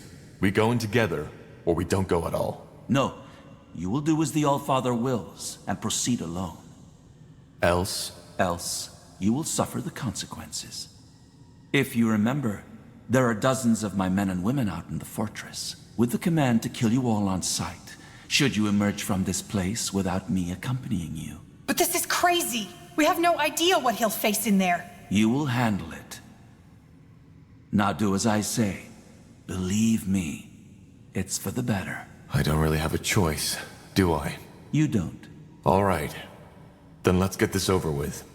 Just stay put. I'll be back. Wait. What? Whatever you find in there, remember that I only did what I deemed best for you. Please. I don't follow. Just... never mind. Maybe you'll see, maybe you won't. Now, go on in.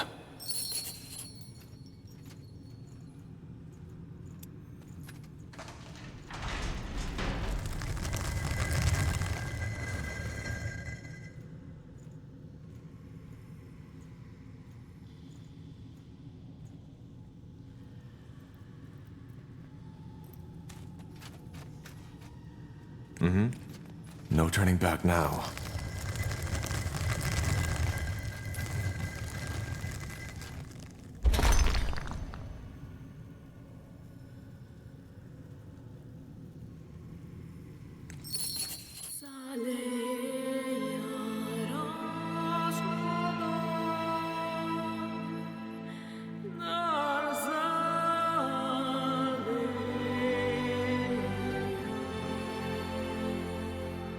Tiara's breath. Ah!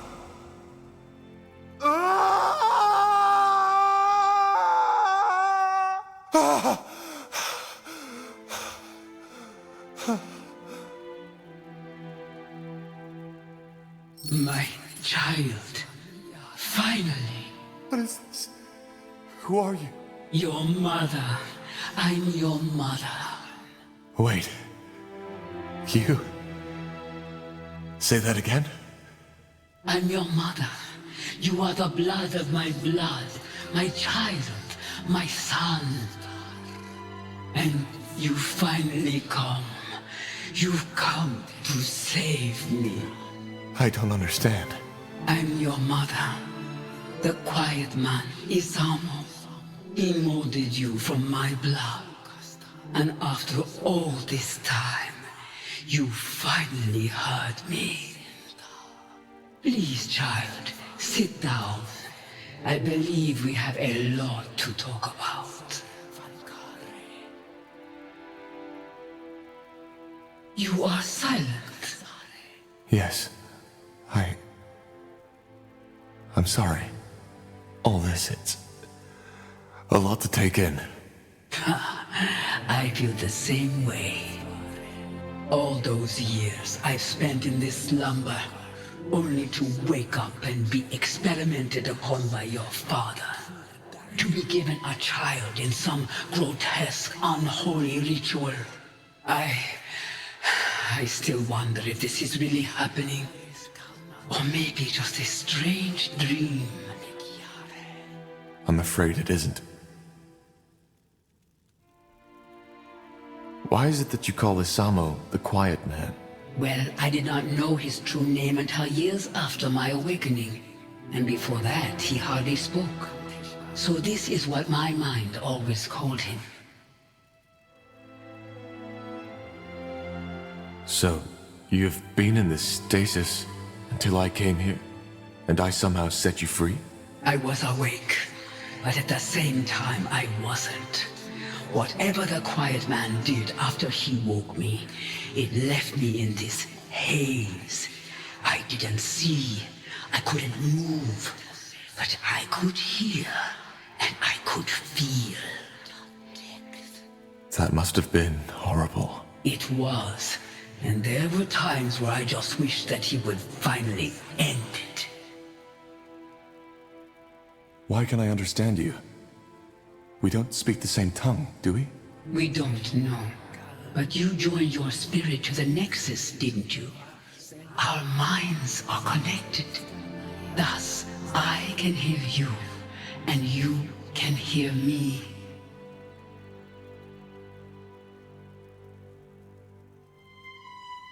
I still can't believe you're a Shaper. Shaper. That's how the Quiet Man called me too. We called ourselves the Zarlunde. I know, but how is it possible that you're still alive? I thought you were extinct. Yes, so it seems.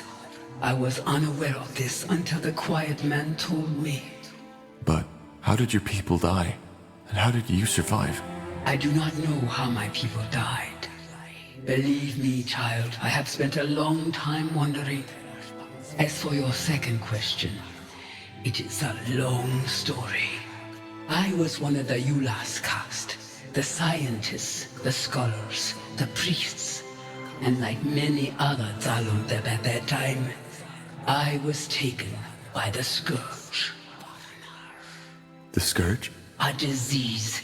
It had been ravaging through our empire for over a decade at that time. It ate us up from the inside.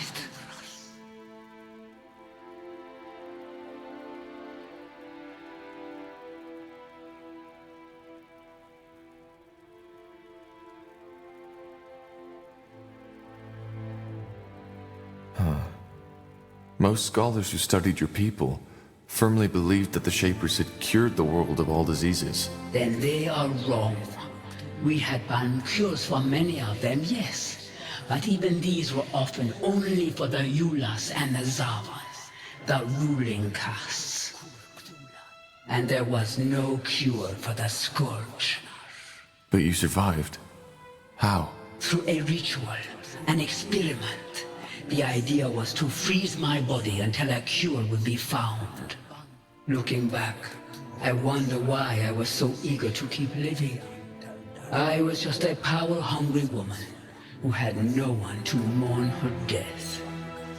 By the face of time, it's strange to tell you this.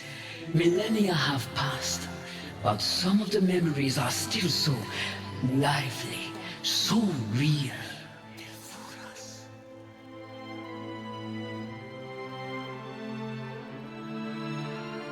How old were you when the scourge infected you? 90 years. Half my lifespan was already gone. So you were a mage? A member of the priest caste, yes. But this is not the time to share memories.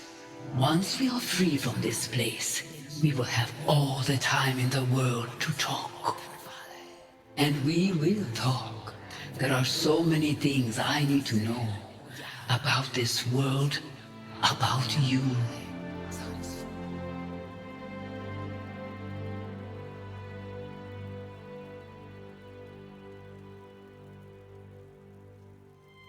Then the experiment worked?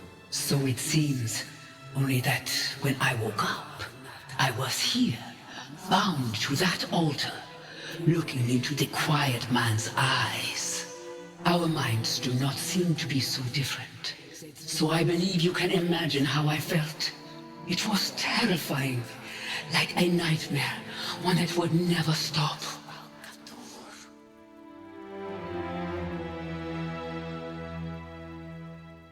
What exactly happened when I touched your hand earlier? How did I wake you? You don't know. How should I? Yes, how should you? I am sorry, child. For some reason, I continue to expect you to know all those things I would have taught you. If things had been different. You see, a Shaper does not always have that connection to the essence the Quiet Man was looking for. When they come of age, there is an event called the melding. The child, guided by her creators, unlocks the potential slumbering within. Your father, he did not know this, which is why you could never give him what he wanted. So this is what happened? You performed this ritual on me? It's less of a ritual, but something that happens with age. It would have happened far earlier if we had not been separated. But yes, by taking my hand, we melded, and the energy that was set free also lifted my curse. Or at least parts of it. I am still unable to move. But what does that mean? That I can now access the essence? No, the melding only provides the child with a key. Finding the door is a lifelong quest. But yes, deep down inside you have unlocked something.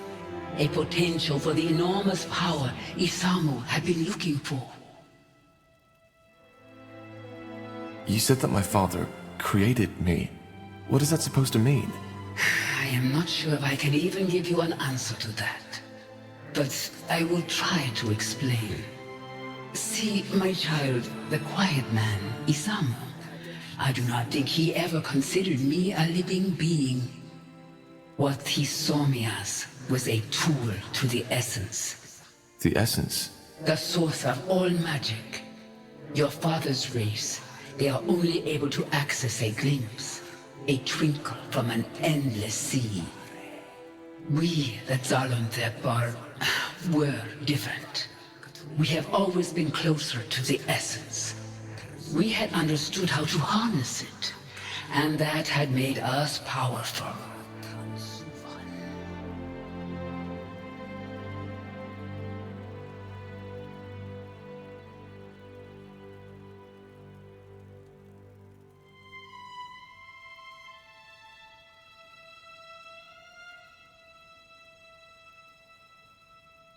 So, the essence is the place all magic comes from? Yes, but there were and probably are many names for it. The essence is only what my people called it.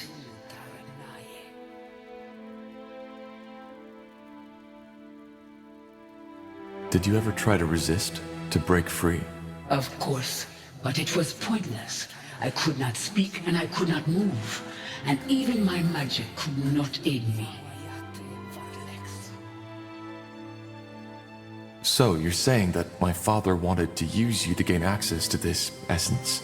Yes, he was obsessed with the idea of gaining power, and to him, I was the key.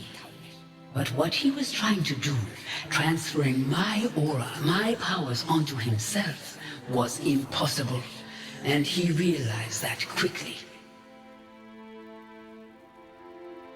Why was it impossible? Because an aura is as unique as a person's eyes or their fingertip skin. It cannot simply be put on and off like a helmet or a glove, and it dies with its owner. Which is why he tried to find another way to gain access to your powers.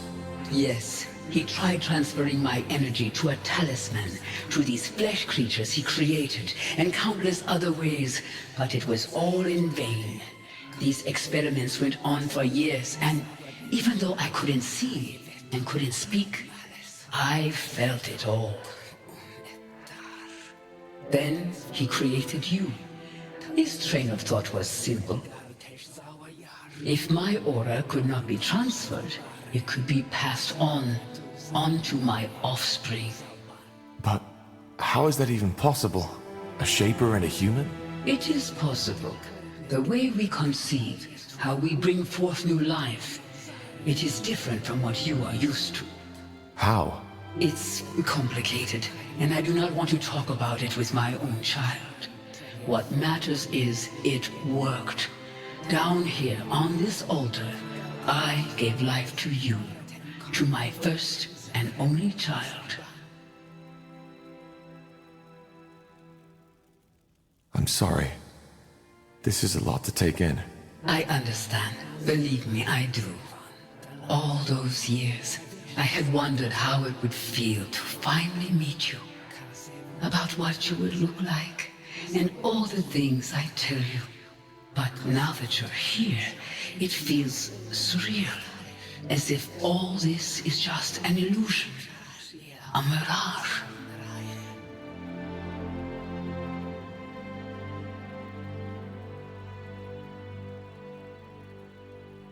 So this is where the nightmare comes from, isn't it?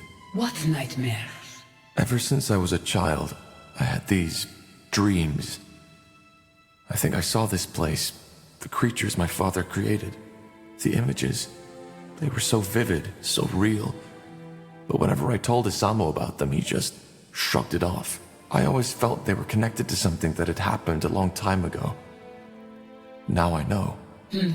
Yes, that is possible. Quite often, our dreams remind us of the things we have long forgotten.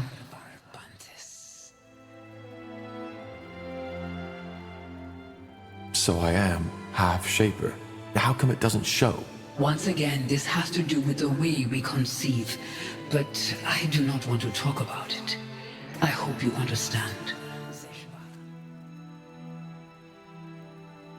What happened then?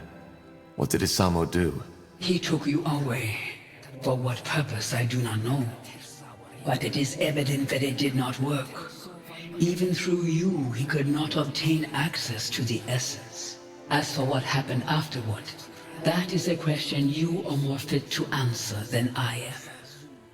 And once you freed me, I want you to tell me all.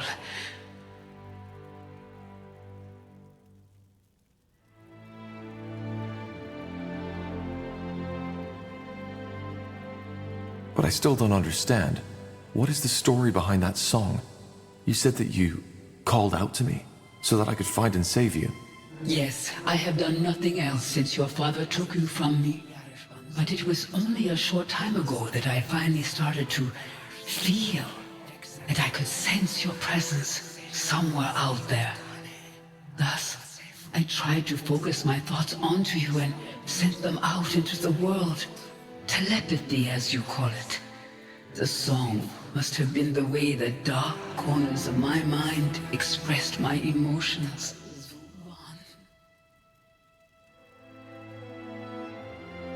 The dark corners of your mind? What do you mean by that? Well, every spirit has two sides. One that the mind can see, and the other one that remains hidden. If the visible one is a puddle, The invisible is an endless sea. My father died a year ago. Could this be the reason that we only started hearing the song 6 moons ago?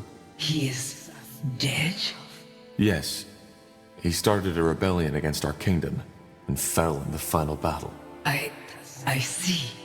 I always knew it would come to that, you know. His hunger, this glare in his eyes. I knew it would consume him eventually. How does that make you feel? That is a good question. I do not know. I expected to feel relief, joy, triumph even. But instead, I feel nothing. So his death broke whatever spell he had imposed on you. And because of that, your telepathy finally carried through the walls of this place. That is the only explanation. Yes. So it was telepathy. But how come only certain people heard you? Only mages? Is it not obvious? Because having magic means standing close to the essence, and only those who stand close are receptive to my telepathy. I did not know the form my thoughts would take on, but it seems that for us, it was a song.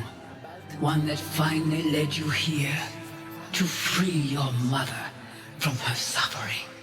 There is poetry in that, isn't there?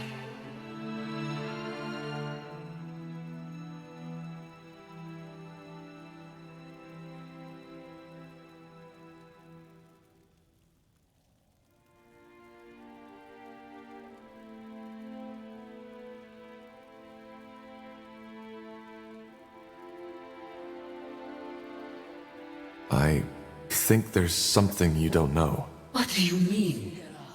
Your song. It was lethal to everybody who wasn't gifted with magic.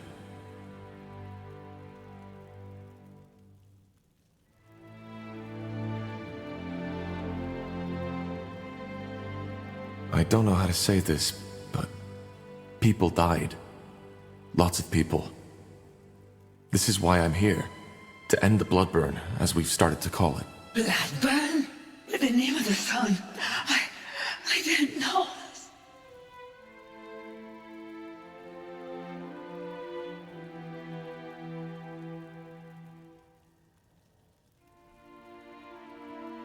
I just don't understand.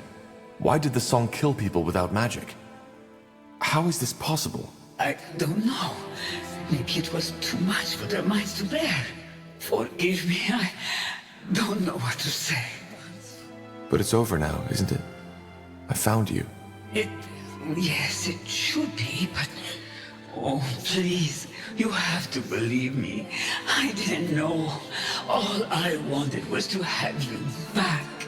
To... Wait. There's someone here. What are you...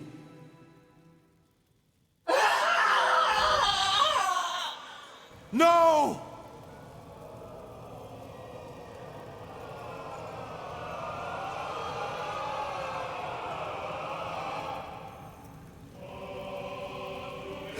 I'm sorry. It was necessary. What did you do? What do you think? I fulfilled Aenir's prophecy. Searching for a cure, the pariah seeks the truth. A lost mother will be found and awoken from her slumber, and thus allows me to receive her essence. You knew about this? You knew about my mother? Yes, I did. I knew that the blood burn was caused by a Shaper mother looking for her lost child. But what I didn't know was where to find her. So I had to find the child instead. Which I did. The pariah. Though I certainly did not expect it to be Asamo Tahar's son. But why? What for? Isn't it obvious? Because I needed her essence. The key to the Archfire, as we call it. Through its power, I will be able to open the gates and to allow Aenir to return. I'm sorry, Tahar. Your mother, she will now serve the greater good. I hope you understand. Understand? You bloody killed her! She is not dead. Her body may be, but not her mind. Inside that amulet, she's still alive. It's what your father had always tried to accomplish, but never did.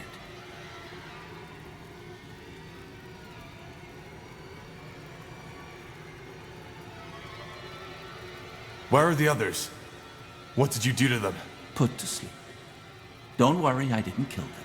If you... I did not kill them. As defilers, they will be put to justice, but that has not been done yet. I don't get it. You did all this only to get access to the essence? To the Archfire? No. The Bloodburn had to be stopped. Unlike what you might believe, I do care about the people of Io, just as the Old Father cares about all of his children. So I stopped it, as Aeneir ordered me to.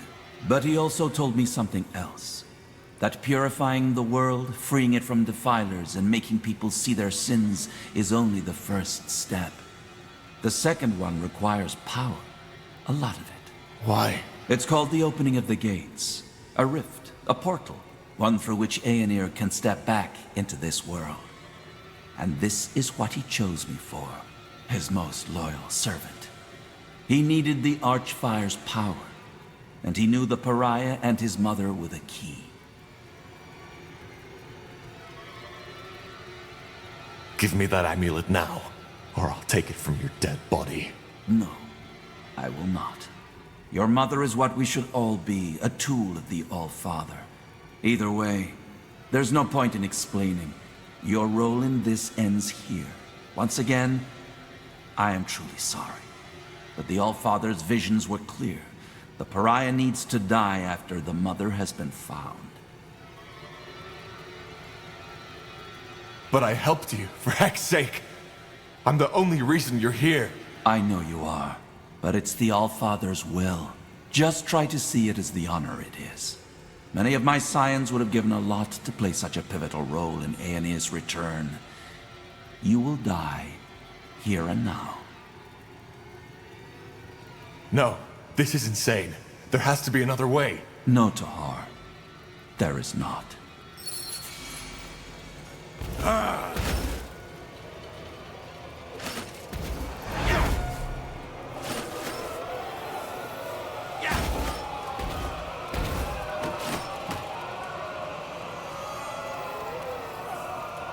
It's over, Lycain. No. Believe me, it isn't. Time to put your mother's magic to the test. What the... What is this?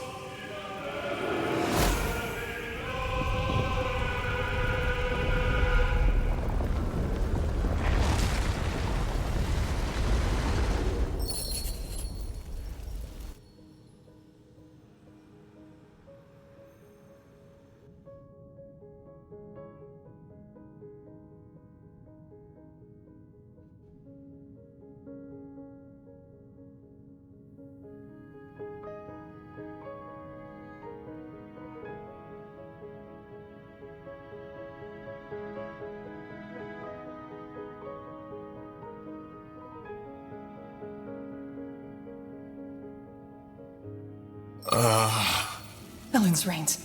Hey, quick, over here! Yes, yes, just like that. Stay with us, Corporal. Stay with us. What's the matter? What happened? Tahar's awake. Lord Marshal Arendir. What in blazes are you doing here? It's a long story, but I'm here as an ally. Yes, and there will be plenty of time for the lengthy explanations later. First, I want to know how you're feeling, Tahar. Sorry to say it like this, but you look like shit. Charming as always. But I'm fine. Just dizzy. What happened? I just remember Lycain. And my mother. Your mother? You mean the Shaper? Yes. It's hard to explain. She was in some kind of stasis when my father found her, and my father used her for his experiments. I don't know how to say this, but the Bloodburn, it was her doing. When my father died, she tried to call out to me by telepathy. That's what caused the plague. All right, I think his head wound is worse than we thought. It's the truth, Iria. And Lycain didn't only want me to stop the Bloodburn. He needed me to lead him to my mother, so he could use her as a source for the Archfire. Well, that's a lot to take in, I guess. But why your mother? You're speaking metaphorically, right? I'm not. She is my mother. All right. Start over, from the beginning. What happened when you walked into that chamber. I'm sorry, but that sounds absurd. Utterly absurd. Well, I doubt he's lying, King Regent. And actually, it makes sense. It explains a lot, for example, why he could activate the portals, enter Mullendeer, and why he had this vision. Though I have to admit, it's not what I expected from our little trip to the Eye. Not at all.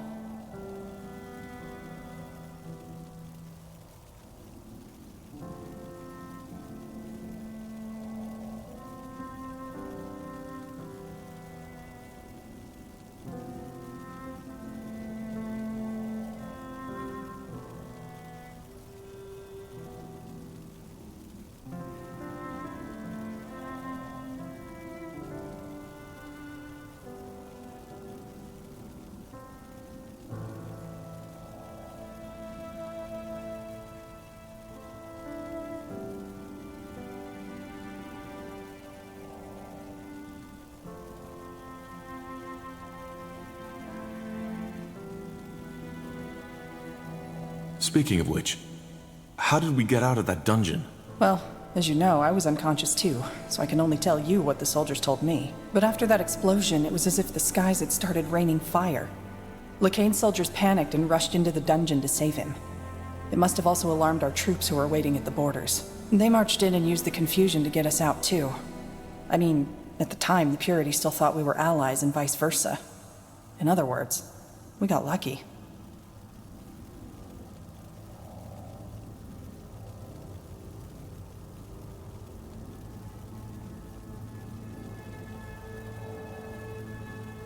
Neither did I. But now it's my turn. Why in blazes are you here, Lord Marshal? And how long was I out for? It's just anger now. I think we've moved past the titles. And to answer your question, you were out for 5 weeks. 5 weeks? Yes. To be honest, if your vital signs hadn't remained steady, we would have assumed you were dead. Which leads us to your mother. You mentioned something about Lekain banishing her into some kind of amulet? Yes. He somehow absorbed her spirit to gain access to the Archfire. That's what my father always tried, and why he created me in the first place. And I assume, by Archfire, you're talking about some extremely powerful source of magic. The source of all magic, yes. So the theories are true. Well, at least now we have an explanation. An explanation of what? Well, the Harbinger has gone rampant. Briefly put, the Purity of Light has taken over almost all of Leonider. The Eye, Greyfell, Greykeep, everything.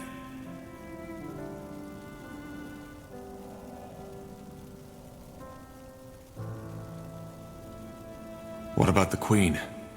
Is she... She's alive. The Harbinger knows he can't kill her, because if he does and word gets out, then he might lose the common folk's support. According to our spies, the Queen's Guard and the Purity have struck some kind of bargain. Wait, so the Purity controls the keep, and the Queen's Guard just plays along? Yes, it sounds absurd, I know. But the Queen's Guard first responsibility lies with the safety of the Queen. Whatever is necessary to protect her, they do it. Though I doubt Lekain's long-term plan sees the Queen at his side, which is just another reason to hurry.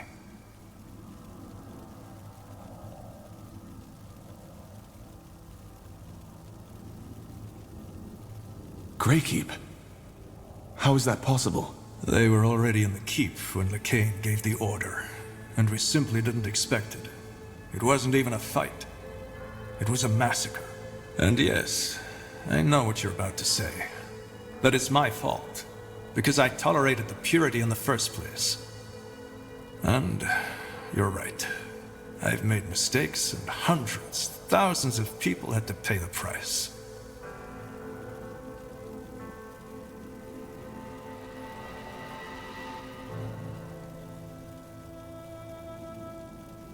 But why? Why start a war against all of Northander? To prepare Io for the arrival of Aeonir. You remember that nonsense his priests always preach? How we're the reason that Aeonir left us? Yes. That's why they want to clear the world of sin and mages.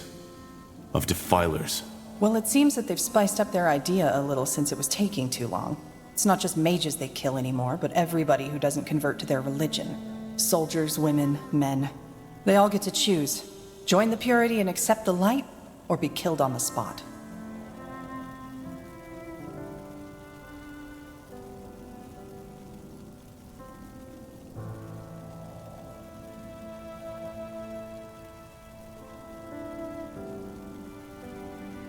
Then we need to stop him.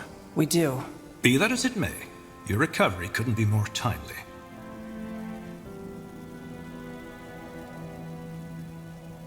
What about the charges? Do you still consider me a traitor? Is that still important? Well, considering that you're in my fortress now, I don't think it is. I'm glad you're able to see it that way. Given the recent events, your sentence has been lifted. You are pardoned. And if that is your wish, you can be reinstated as a corporal of the Northander army. That, and my apology, is all I can offer. So you acknowledge that your verdict was a mistake? I don't think this is something we should discuss now. We can talk about it later. Do you accept my offer? I'll pass. Then, so be it. How did you even get here? Later, Tar. I'll tell you all you want to know, but not now. Since you saved me from the dungeon, what about my mother's body? Is she... She's here in the Nexus. We saved her, but she seems to be in some kind of a coma.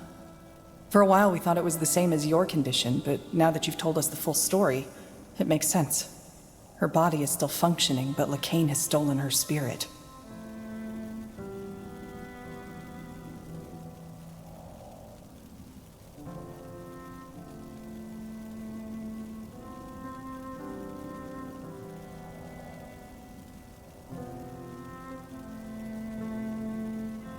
Then we need to save her. If she can be saved. But yes, maybe we'll even get our chance sooner than expected. Lacane is marching towards us as we speak. What about the charges? Do you still consider me a traitor? Is that still important? Well, considering that you're in my fortress now, I don't think it is. I'm glad you're able to see it that way. Given the recent events, your sentence has been lifted. You are pardoned. And if that is your wish, you can be reinstated as a corporal of the Northander army. I'll pass. Then, so be it. For what it's worth, the encounter with my mother also changed something in me. I feel... different. Elaborate. Well, when I awoke my mother, it did something to me. She called this... the melding. Less fancy words, please. What did it do? Well, I think it allows me to control a part of the Archfire too. Just like the Harbinger does. Finally, some good news. Indeed. Anything that can help us battle Lacane will help. But whatever it is, I doubt it will allow us to stop Lacane with a thought alone. Or will it? No. I'm still trying to figure out what exactly it changed.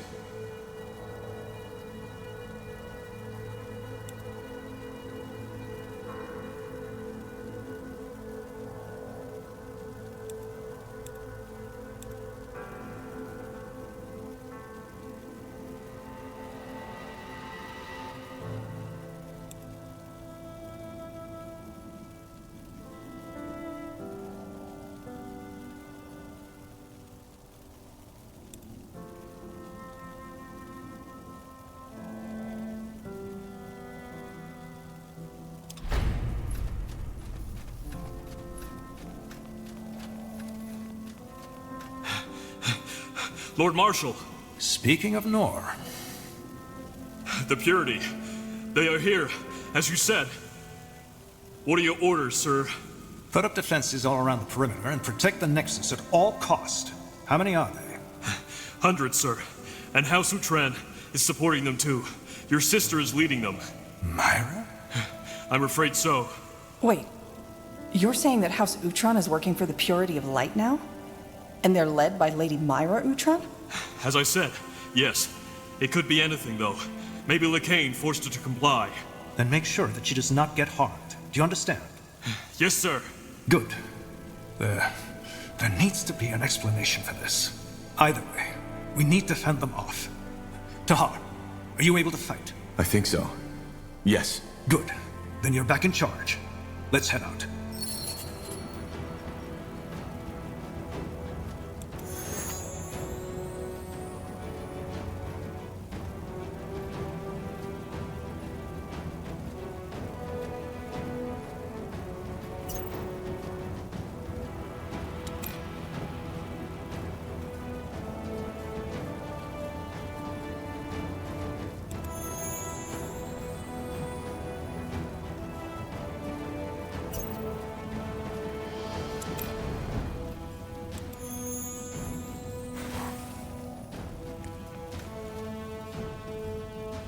Understood.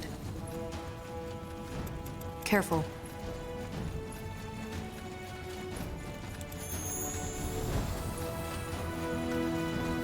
Huh?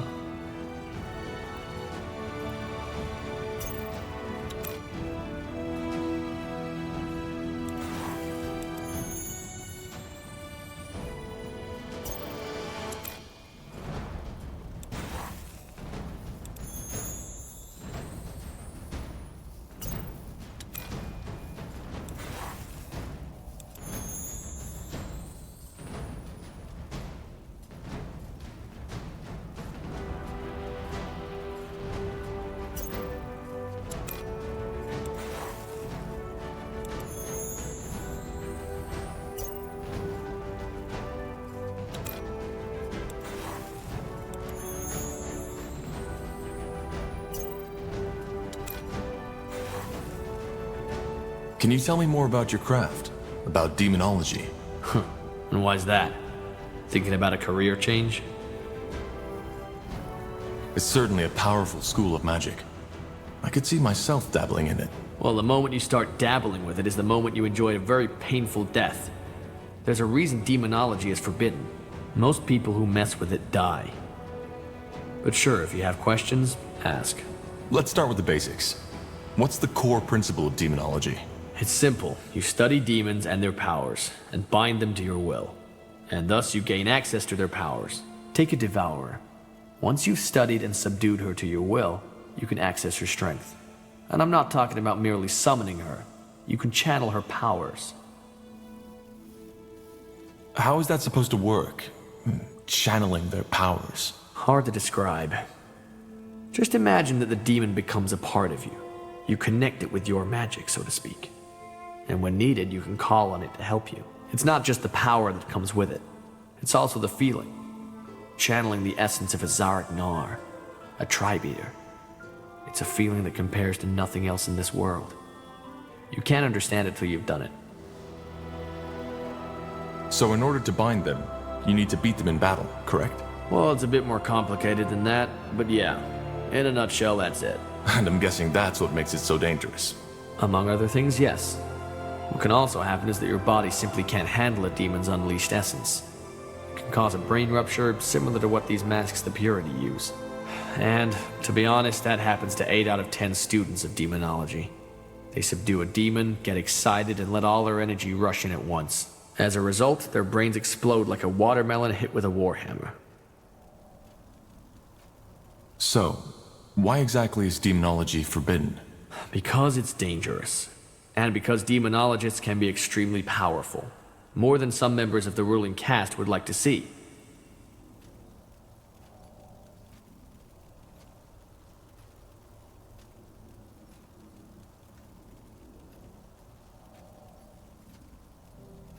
Is there a limit to how many demons you can bind? No. If there were, I wouldn't still be traveling after all this time.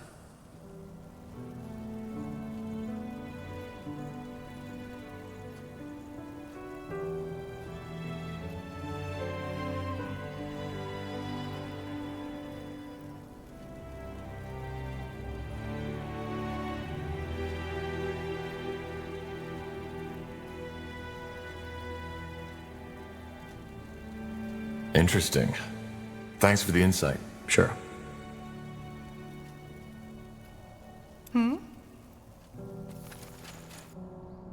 Let me see.